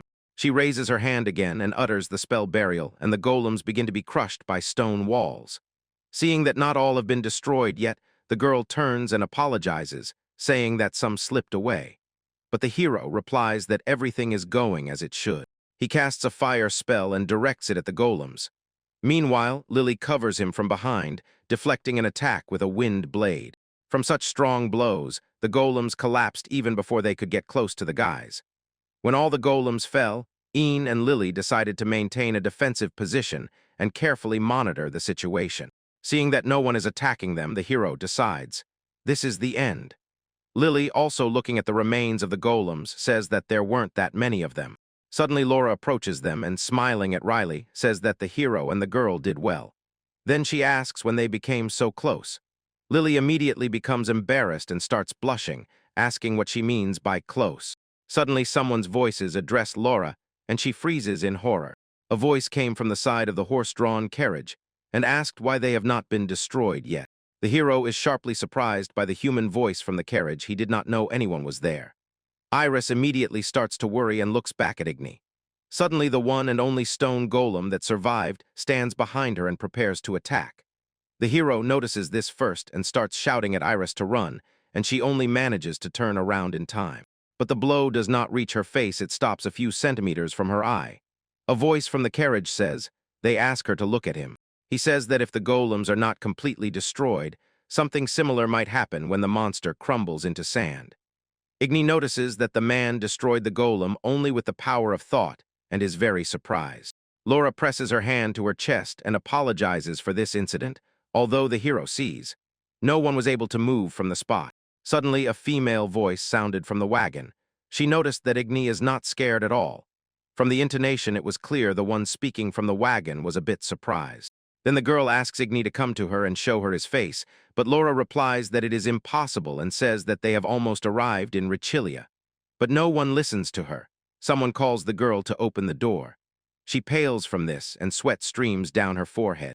At that moment, Edward stands next to the boys, eyes wide open, and the alert hero begins to suspect something bad. While Laura with a stone face fulfilled the voice's request, she opened the door. Igni began to wonder, could this really be the same weapon? A beautiful girl with a ribbon over her eyes emerged from the carriage. Her ears showed that she was an elf, but despite this, she smiled at the people. The events shift to the conference room. Alicia enters and Alina asks what happened, since students almost never come to school on weekends. The girl sits at the table and says that her sister sent a letter asking her to return home. Alina raises her hand to her face and asks if she is really sure about her decision. Then she says that Alicia recently had an unpleasant incident with Celia, who asked her to reconsider everything. But she closes her eyes and calmly replies that everything is fine. She says she has already resolved the conflict with her sister and is about to add something else. Noticing that the girl began to hesitate, Alina smiled kindly and asked what exactly she wanted to say. Alicia says she needs to do something important, then quickly gathers her things and leaves. Alina remains sitting alone in the office and thinks about how strange this task is. She recalls that nothing special is planned for the duchy and raises her gaze. Looking at the ceiling and pondering, the teacher says she has a bad feeling. Meanwhile, in the forest, the protagonist learns about an important party that was escorted to the city and meets a strange girl. Looking at the calm elf whose eyes are bandaged with a ribbon, Igni wonders, could this be the very murder weapon? She sits too close, and he becomes wary. Feeling the tension, the girl apologizes and explains that since her eyes are blind, she needs to sit closer to him. Then she turns to him, a friendly smile lights up her face. The girl says that now she sees Igni. He kept glancing at her and suddenly realized the name suits her. The hero looks at her large breasts, slightly covered by clothing, and thinks that she truly deserves to be called a weapon. He notes that her body is quite small, yet still impressively well-proportioned. Igni calls her big-breasted, vulgar, while she sits quietly and suspects nothing. He recalls another conversation with his grandfather. The hero told him that he likes short girls with big breasts. Hearing this, the grandfather shudders in horror, and drops of sweat begin to run down his forehead. At that moment, he exclaims and asks the hero to repeat what he said. Then he waves his hand and starts to object. The grandfather says the hero must fight evil, not side with it. But he deflects the blow and immediately responds with his own. Igni says that this is not evil, and the grandfather is shocked. Then the old man takes a few steps back and asks if the hero has completely lost his mind after all the training, and here Igni realizes that he seems to have forgotten something entirely. He says, girls with lollipops and big breasts at first glance are complete opposites. But the hero adds, when these two things combine, they create something beautiful. Looking at Ian's face, it becomes clear. His grandfather definitely misunderstood these words. The hero says that this is exactly the typical tsundere because together they bring out each other's full potential. He is so stubbornly determined to prove this to his grandfather that he frowns and clenches his fists until they hurt. For a moment, the grandfather stands still, his hand outstretched, mouth agape, drops of sweat rolling down his forehead and his whole body trembling. But then he recovers from the shock and exhales with some hesitation, while the hero looks at him with slightly frightened eyes. The grandfather closes his eyelids, turns his head away, and admits he still cannot believe that the time has come when Ian has taught him something. Then their argument ended against the backdrop of the sunset, an empty road surrounded by stone hills. The hero suddenly realized he forgot what it means to be young. He looks at the girl again and cannot believe that a big-breasted lolly is sitting in front of him. She turns to him and asks his name. The hero says his name. The girl recognizes him from this information. The girl realizes that she was the one who called him, and Igni looks shocked. He asks her again, thinking that Lura had called. Then the elf decides to introduce herself and says that her name is Clara. The hero realizes before him is an elf named Clarond. He freezes in thought. Suddenly Ignis realizes. In front of him on the ground lies the hilt of a sword, while the girl says she is glad to meet him. The hero says that Clara is a witch, but no magic is within her power. He assumes that probably there is no person in the world who has not heard of her. Ian tremulously shakes Clara's hand and decides to ask why she needs him, addressing her quite formally. Then the girl smiles sweetly and confesses that she likes the hero, and he suddenly screams in shock. Clara then asks if it is true that Igni cannot cast any spells except fireballs, and he answers that it is so. The girl places one hand on the other and says that she and he are alike, confirming that she feels it. Then they begin to smile, and the hero understands. The first step, called finding common ground with the girl you like, has been successfully taken. Igni thinks his time has come, but suddenly Clara exclaims that it is hers, and Lura notes this. Although the girl herself, closing her eyes, announced it quite calmly, another elf took the words completely and utterly seriously. Igni leaves, and the carriage door closes. Clara manages to say that they will see each other again, but suddenly loses her hearing. Immediately, the boy standing behind the hero nervously calls out his name. This makes Igni tense up and turn sharply. His eyes understand nothing. Iris and Edward rush to him and ask if he is not wounded, and if everything is all right. Ian distances himself from them and says that he is fine. After that, he explains, Clara is an absolutely normal girl, but Iris exclaims that she does not believe it because she felt a strong thirst for blood then. Edward nervously looks away and says he would never have thought. Elven weaponry is one of the pillars. Iris exhales heavily and admits that there is nothing strange about it, after which the boy begins to examine her. The girl explains with regret that both the kingdom and the empire often use people as weapons. Edward folds his arms across his chest. The hero is surprised and asks if it is true. Igni understands. If you think about it, the same applies to Alicia. He recalls how she stood in a hat in a puddle of blood next to the body of a man who was no longer breathing. Suddenly, Laura approaches the boys and calls them Iris, and Edward immediately turns around. She folds her hands together and closes one eye.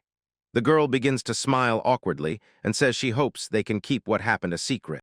The boys smile, and a blush even appears on the hero's face. Edward says that they, of course, will keep everything, and Iris suggests, if they slip up, all the countries will hunt Clara. Then she adds that this girl simply has an incredible thirst for blood, and Ian confirms the countries really have reasons to hunt Clara, recalling her large breasts barely covered. Hearing this, Laura exhales with relief and thanks the boys for understanding. But suddenly Iris decides to ask why they were traveling so slowly then. The elf explains, if someone found out about their cargo, the task would become many times more difficult. After that, she adds that Clara also cannot use magic. Igni, looking at her with wide-open eyes, immediately concludes, probably this is the main reason. Laura tells the boys to move on under any circumstances and explains, as soon as they reach the duchy, their mission will be accomplished. The boys and the girl agree and follow the carriage. After some time, they come across brick walls, and the carriage drives inside through the open gates. The boys arrive in the city and step onto a crowded square. Their Loretta tells them that they will have to split up. The girl explains that she and Ine will take the weapons to their friends, and then adds, most likely they will spend the night there as well. After that, Laura asks Lilia to rent a room for the boys and for herself, and she agrees. Having received a positive response, the girls and the cart set off, saying they will see the boys tomorrow. After that, they find a building with a sign in and go inside.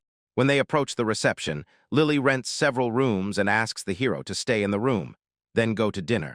Suddenly, a joyful Iriska jumps on him and announces that she wants to live in the same room as Igni. Lily frowns and asks to repeat the question.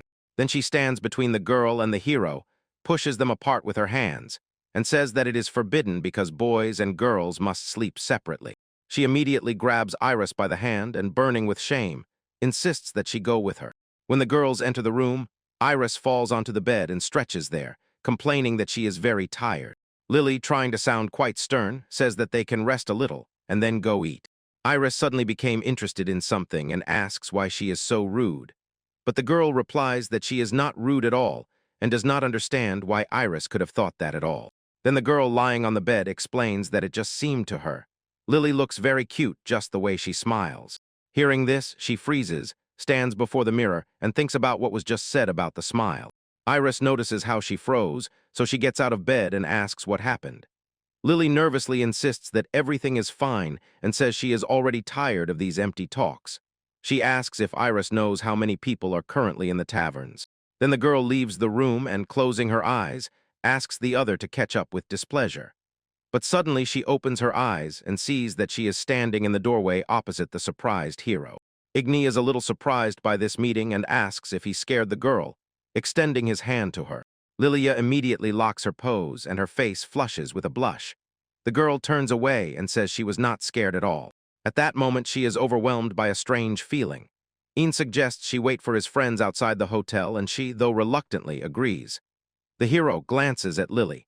She shyly tries to look at her feet, and her heart is beating very, very fast. They go outside and wait for the friends, standing very close.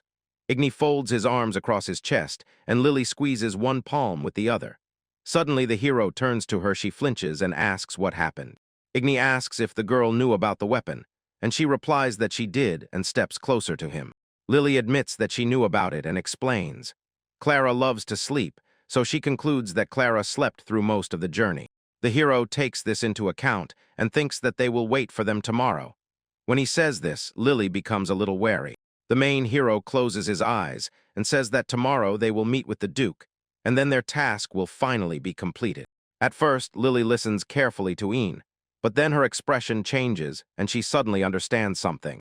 The girl says that the hero is right, after which he admits. It sounds a little sad to him. Lily asks if he really thinks so, and at the same time she feels awkward, and the hero replies. Of course, he told her the truth.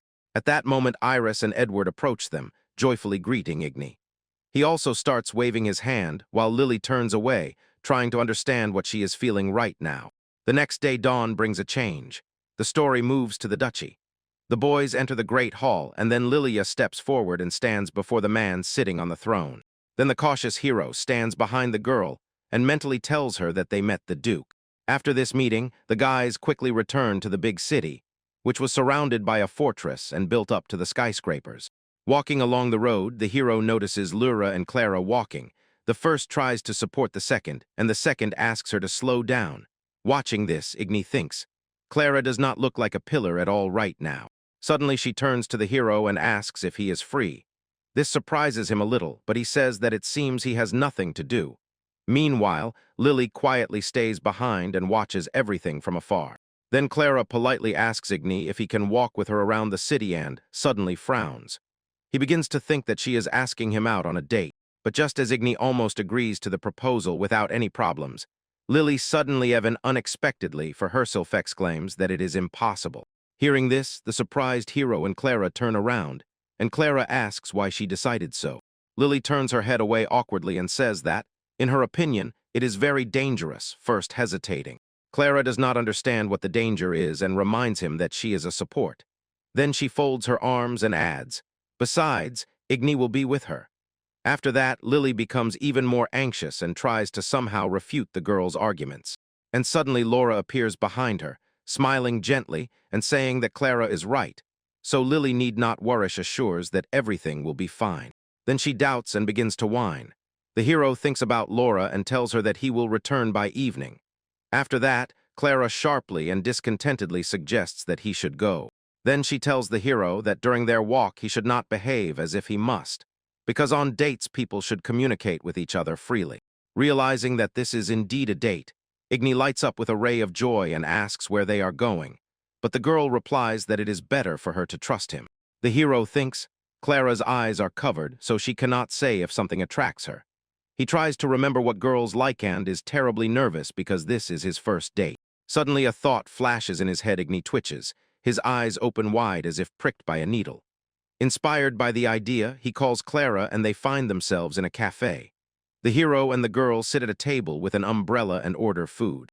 Ian tells Clara that now there is a plate with fruits and honey in front of her and asks, "Take as much as you want." The girl tries the dish and says that it is very sweet. Then she smiles and says that she likes it. The hero replies he is very glad. But suddenly Clara accidentally spills a spoonful of food and honey spreads over the table. The hero notices and points to it.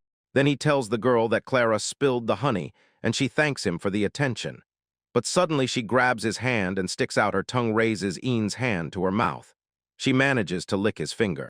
The hero sharply pulls back his hand and says that his hands can be dirty. He feels terribly uncomfortable and Clara apologizes.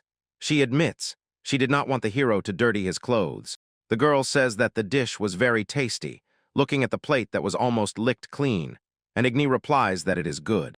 Then the hero gets up from the chair and asks what they will do next, and the girl ponders. Suddenly a girl approaches their table. It turns out she accidentally met Ian. Getting a little closer, she finally realizes that she really met the hero and starts running straight to him. The girl throws herself into his arms, even though Igni does not understand what exactly is happening. He tries to push her away somehow, but suddenly she lifts her head and, glancing at his face, says that it really is him. Tears begin to well up in the girl's eyes, and she says that she misses the hero very much, calling him by name. Meanwhile, Alicia is busy with her own affairs. She explains that her family asked her to return home, but this request was presented as a mission. And since the girl is going on a mission, Yuri was sent along with her to help. Judging by the boy's appearance, he is terribly uncomfortable. He turns to Alicia. She immediately shifts her gaze to him and asks what happened. Yuri tightens his collar and asks if he really has to wear such clothes. The girl replies that definitely he does. The boy shows that it is women's clothing, and Alicia says, that's the whole point. Then she explains that people usually treat two women traveling together very favorably. Therefore, she says, the man has to look exactly like that. Yuri, seeing her frowning face, becomes embarrassed and amazed, then asks if it is really true. But then he says that people would treat him the same even if he wore men's clothes. Then Alicia understands this, scratches the back of her head, and admits that she hadn't thought about it at all. She says, the boy might change in the next town, and he immediately starts to rejoice. But then he asks the girl what is happening and asks her to tell him everything. Yuri concludes, looking at Alicia's expression, that something serious has happened. She takes out a document and explains that she received a letter asking for help, but the boy tries to read it and says he doesn't understand anything. Alicia explains that this is normal because everything is written in code and then begins to interpret what exactly is said in the letter. The girl says that the letter orders her to intervene with the saint, and Yuri suddenly becomes alert. Fear and surprise flash in his eyes as he asks if Alicia really has to intervene with that saint. But she frowns and says that she is not happy about it either. The girl then mentally explains. This saint is a girl who has a unique ability to cleanse lands infected with the filth of the demonic world. Dissatisfied, Alicia admits that she would gladly stay at the academy, and the frightened Yuri cautiously asks why they are now traveling by carriage. The girl explains that the matter is not only about the saint, the task also concerns the hero. After that, Alicia showed a note with information about the fiancé in Turquoise. It said that he was expelled from the family and currently has no surname. At the same time, it was known that St. Rose had now set out to meet her fiancé. By that time, Rose had already managed to meet the hero completely unexpectedly for him. She grabbed his hands, said she missed him very much, and called him by name. Ian frowned and tried to break free from the unfamiliar girl. But suddenly he realized her voice sounded very familiar. The hero freezes for a moment and thinks, is it really Rose in front of him? Hearing this, the saint smile wider and tears fill her eyes. Ian continues to look at her, recalling how she looked once and comparing it with how she has become now. Then he remembers her name is Rose Ackerman and she is his former fiancée. She clenches her fists with joy and exclaims that she always knew. They are connected by the red thread of fate. The hero does not understand and asks which red thread she is talking about. Rose folded her hands and closed her eyes, telling how she had searched for Igmi for so long and how happy she was to have finally found him. She believes that all this happened thanks to the power of their love. The heroine recalls that it seemed she had always been characterized by such activity. Suddenly, a memory surfaces in her mind. How he sat quietly under the tree and did not bother anyone. Suddenly, a joyful Rose appeared behind the tree and called in so much that he got scared. He was surprised by her appearance and he said so directly. Rose decided to approach and ask if he had run away from the estate again. The hero responded with displeasure, as if saying, "You could say that," and instead asked what she was doing here. Then the girl sat next to him and said that she wanted to meet with him, and Igni was clearly very surprised. Slightly embarrassed, he looked away and decided to ask if Rose needed anything from him. But in response, she smiled widely and said that she needed nothing because he was her dear fiancé. And then she added, "Isn't that so?" The hero began to blush and moved away from her. Suddenly, the girl opened her eyes and realized that it was time for her to leave, and Igni's face changed. Then the girl began to walk away, but paused for a moment to say goodbye to the hero. Igni also waved back and did not notice how the old man suddenly approached him from behind. He called what happened a disgrace, and the hero was suddenly frightened, hearing a sharp voice behind him. The grandfather said that there are many girls in the world who are much better than her, and Igni replied that she does not need to become as popular as he is. Then the hero added with an important mistake. After all, he has a fiancée. He admitted that he thought Rose loved him. The old man asked if he was sure, because he thought she liked the feeling of love itself, at least for now. But Igni was very surprised and worried. Rose closes her eyes and raises her hand to her face, repeating the protagonist's name again and again. He is a little shocked by her behavior and freezes, not understanding. Was she always like this? The girl notes what a wonderful day it is and then adds, "It is also the perfect time to hold their wedding." Hearing this, Ian suddenly shudders. He apologizes and explains that he was kicked out of the family. The hero carefully chooses his words, trying to convey that he does not believe they will succeed. But this does not affect the girl at all. She touches her chest, smiles, and says that she knows about it. Then Ian asks why she needs him, and Rose replies that she considers it obvious. She explains that she came to the hero because she loves him, looking at him with a compassionate gaze. Igni immediately frowns and tenses, not understanding what else to expect from her. Suddenly, Rose grabs his hand and pulls him closer. She says that this is exactly why she asked to bring the hero, and looks at him with wide-open eyes while he is overwhelmed by shock. Igni remembers how Clara stood behind him and decides to ask if she knows Rose. The elf replies that he was right and tells the girl. She arrived much faster than she thought. Clara begins to feel a little sad and admits that she would like to continue their walk a little longer. Rose, a little surprised, asks the elf about the date again, and Igni tries to find something to say to justify himself. Suddenly, the girl gets very angry and says that they had agreed. Clara and the others would take him to the city, and that she does not remember allowing them to go on dates with Ian. She is about to add something else, but suddenly another thought overwhelms her and her face changes. Rose says she understands everything now and approaches the hero. Wondering, Igni asks the girl what she understood. She confidently decides that the hero was just training before his date with her. Rose becomes even more convinced of this and declares that Igni should not talk to other girls, he only needs her. The girl is sincerely fascinated by what her imagination has painted, so the hero decides not to argue. She says she understands since they haven't seen each other for so long. Then Rose convinces the hero not to resort to such extreme measures. She loves him as he is. But she immediately strikes him with an empty look and announces, romances with other girls are now forbidden to him. Then Rose falls in love again and tells the hero not to worry.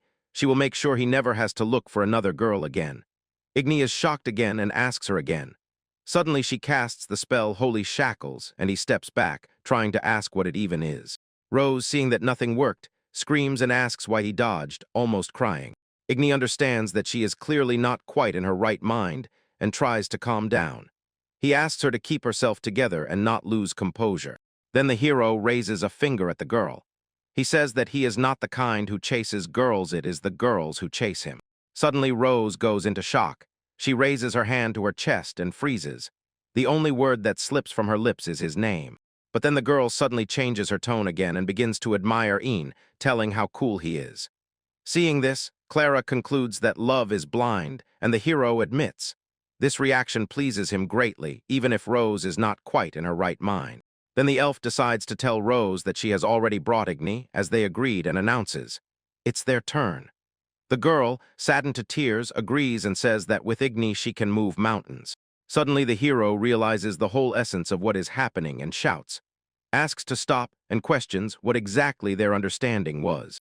Rose approaches the hero and asks if he knows which element the saints possess. Confused, Igni guesses that it is some kind of holy magic while the girl approaches and holds his hand. She says the hero is right. Holy magic is the only element capable of cleansing the filth of demonic lands. He freezes and repeats her words about cleansing the filth.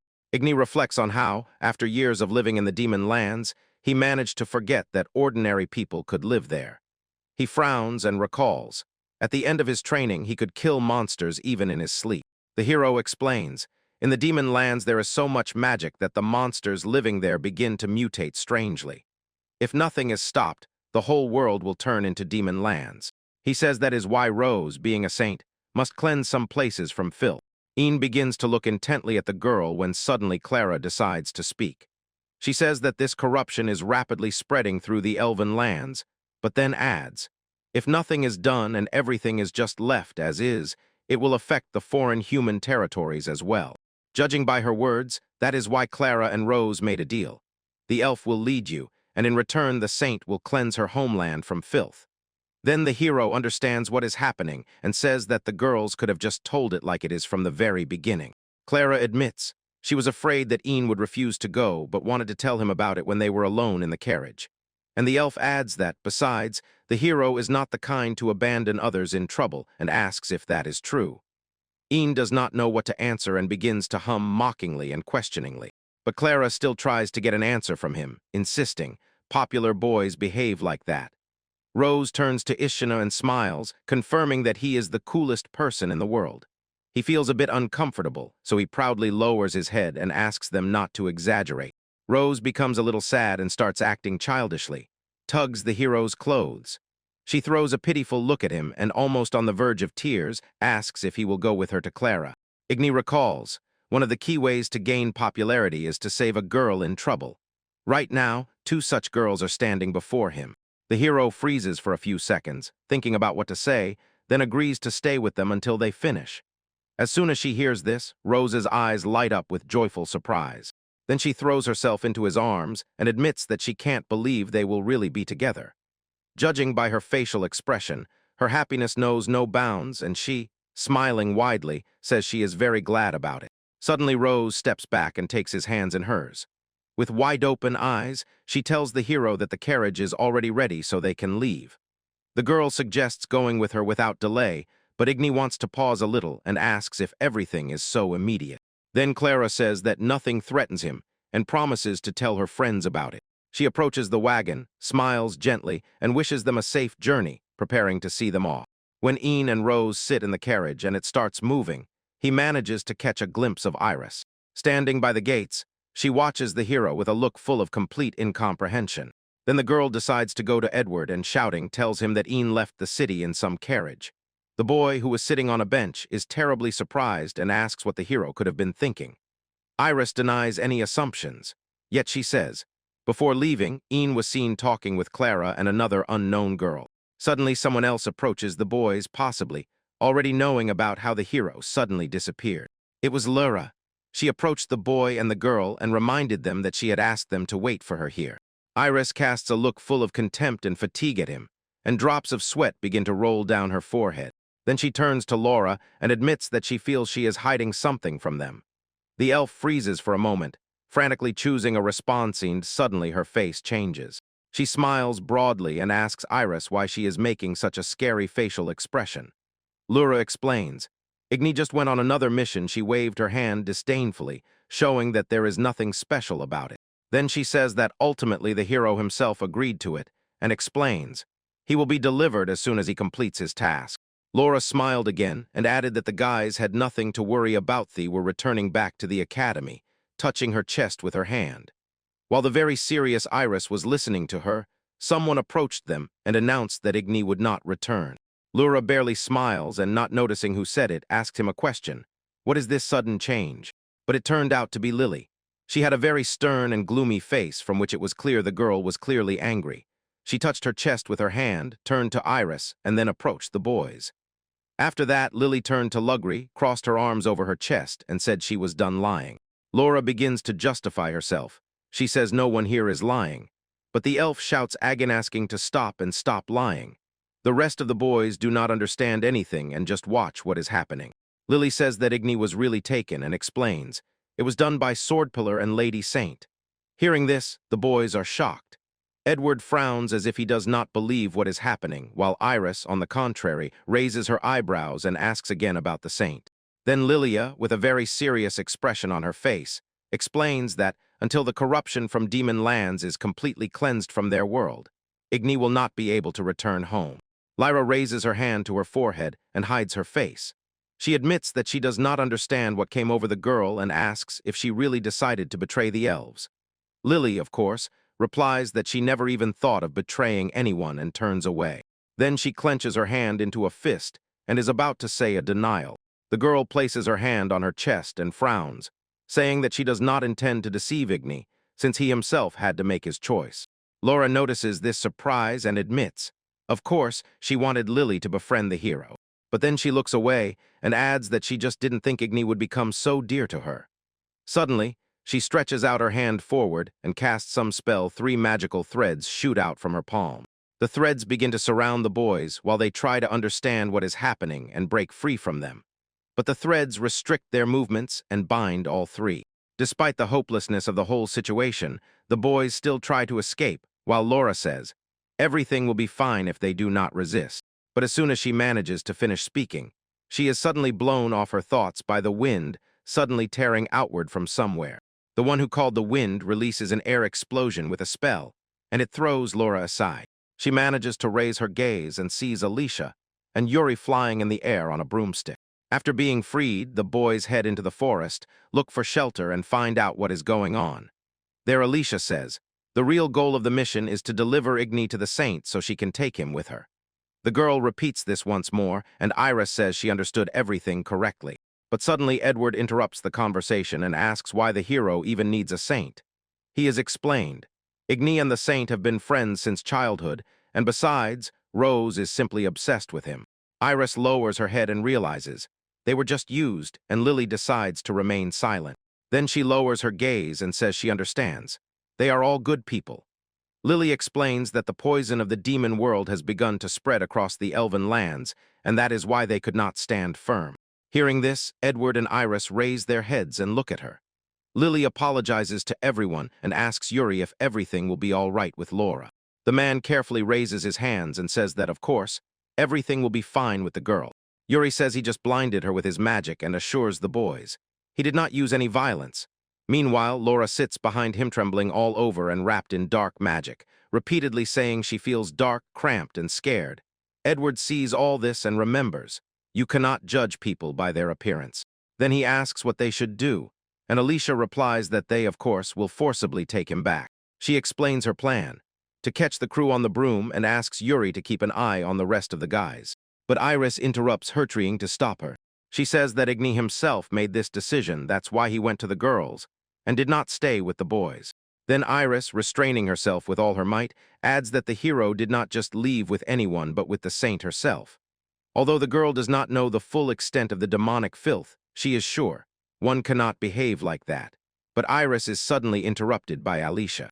She asks Iris to calm down because she thinks the hero is just a fool. The girl thinks that he probably did not have time to think when he left with them, and then will pretend as if no one asked him about anything. Iris starts shouting that she is absolutely serious, and Alicia replies that she is not joking either. Lily just steps aside and watches everything. Yuri begins to laugh quietly. Iris notices this and asks if he will go there too. Then the boy stops laughing and apologizes. Yuri says that he felt. Alicia described Igni flawlessly and that she trusts him 100. The girl does not agree with him on everything, but still decides not to argue. Iris is extremely surprised, and wide-eyed again asks them to explain. Then she abruptly starts to prove that she herself truly believes in the hero because, after all, he is Igni. Alicia covers her ears and tells the girl that she does not need to shout. Lily concludes that they are quite friendly, and Edward replies that this is generally true. He explains, they all became friends only thanks to Igni. But suddenly Alicia grabs a broom and announces that she will return very soon and bring the hero with her, and the boys only manage to silently watch her gaze. By that time, the carriage had already driven a short distance from the city. Here Rose does not let him go, hugs him tightly, and at the same time rejoices that they are together again. Clara notes that the saint is in a good mood, and Rosa replies that this is quite natural, and asks how she could be sad when Ian is nearby. She says that the hero is her destiny, and this shocks him. He decides to show interest. Then he awkwardly and cautiously smiles, and suggests that everyone choose their own path, hoping that he is not mistaken. Then Rose clasps her hands and smiles joyfully, causing sparks to flash in her eyes. She begins to shake the hero from side to side, asks Clara to look at him. Rose asks, "Isn't Ian a beauty?" In response, Clara admits that now she is even more convinced the girl truly loves Ian. Then she turns to him and says that he pronounces the right words, but the fate of the saint is truly predetermined. Then the hero asks, does Rose do this voluntarily of her own free will?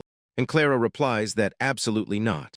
Clara says that holy magic, the strongest form of water magic, is not so easy to see. The elf says that moreover Rose is a saint of S rank, and he is standing, leaning on his shoulder. Clara says that there is faith. God himself gave her this power, so her fate is predetermined, and Rose is obliged to fulfill it all her life. The hero notices with surprise that this stretches throughout his whole life, and the girl confirms it once again. Ian then asks if Rose is okay with this, and she answers yes, because it is her fate. After that, Rose adds, she has to save people. The hero understands. From the very day he was expelled, Rose has always been alone. Suddenly, the girl wants to say something different. Rose says that this means Igni will stay with her forever, and she is incredibly happy about it.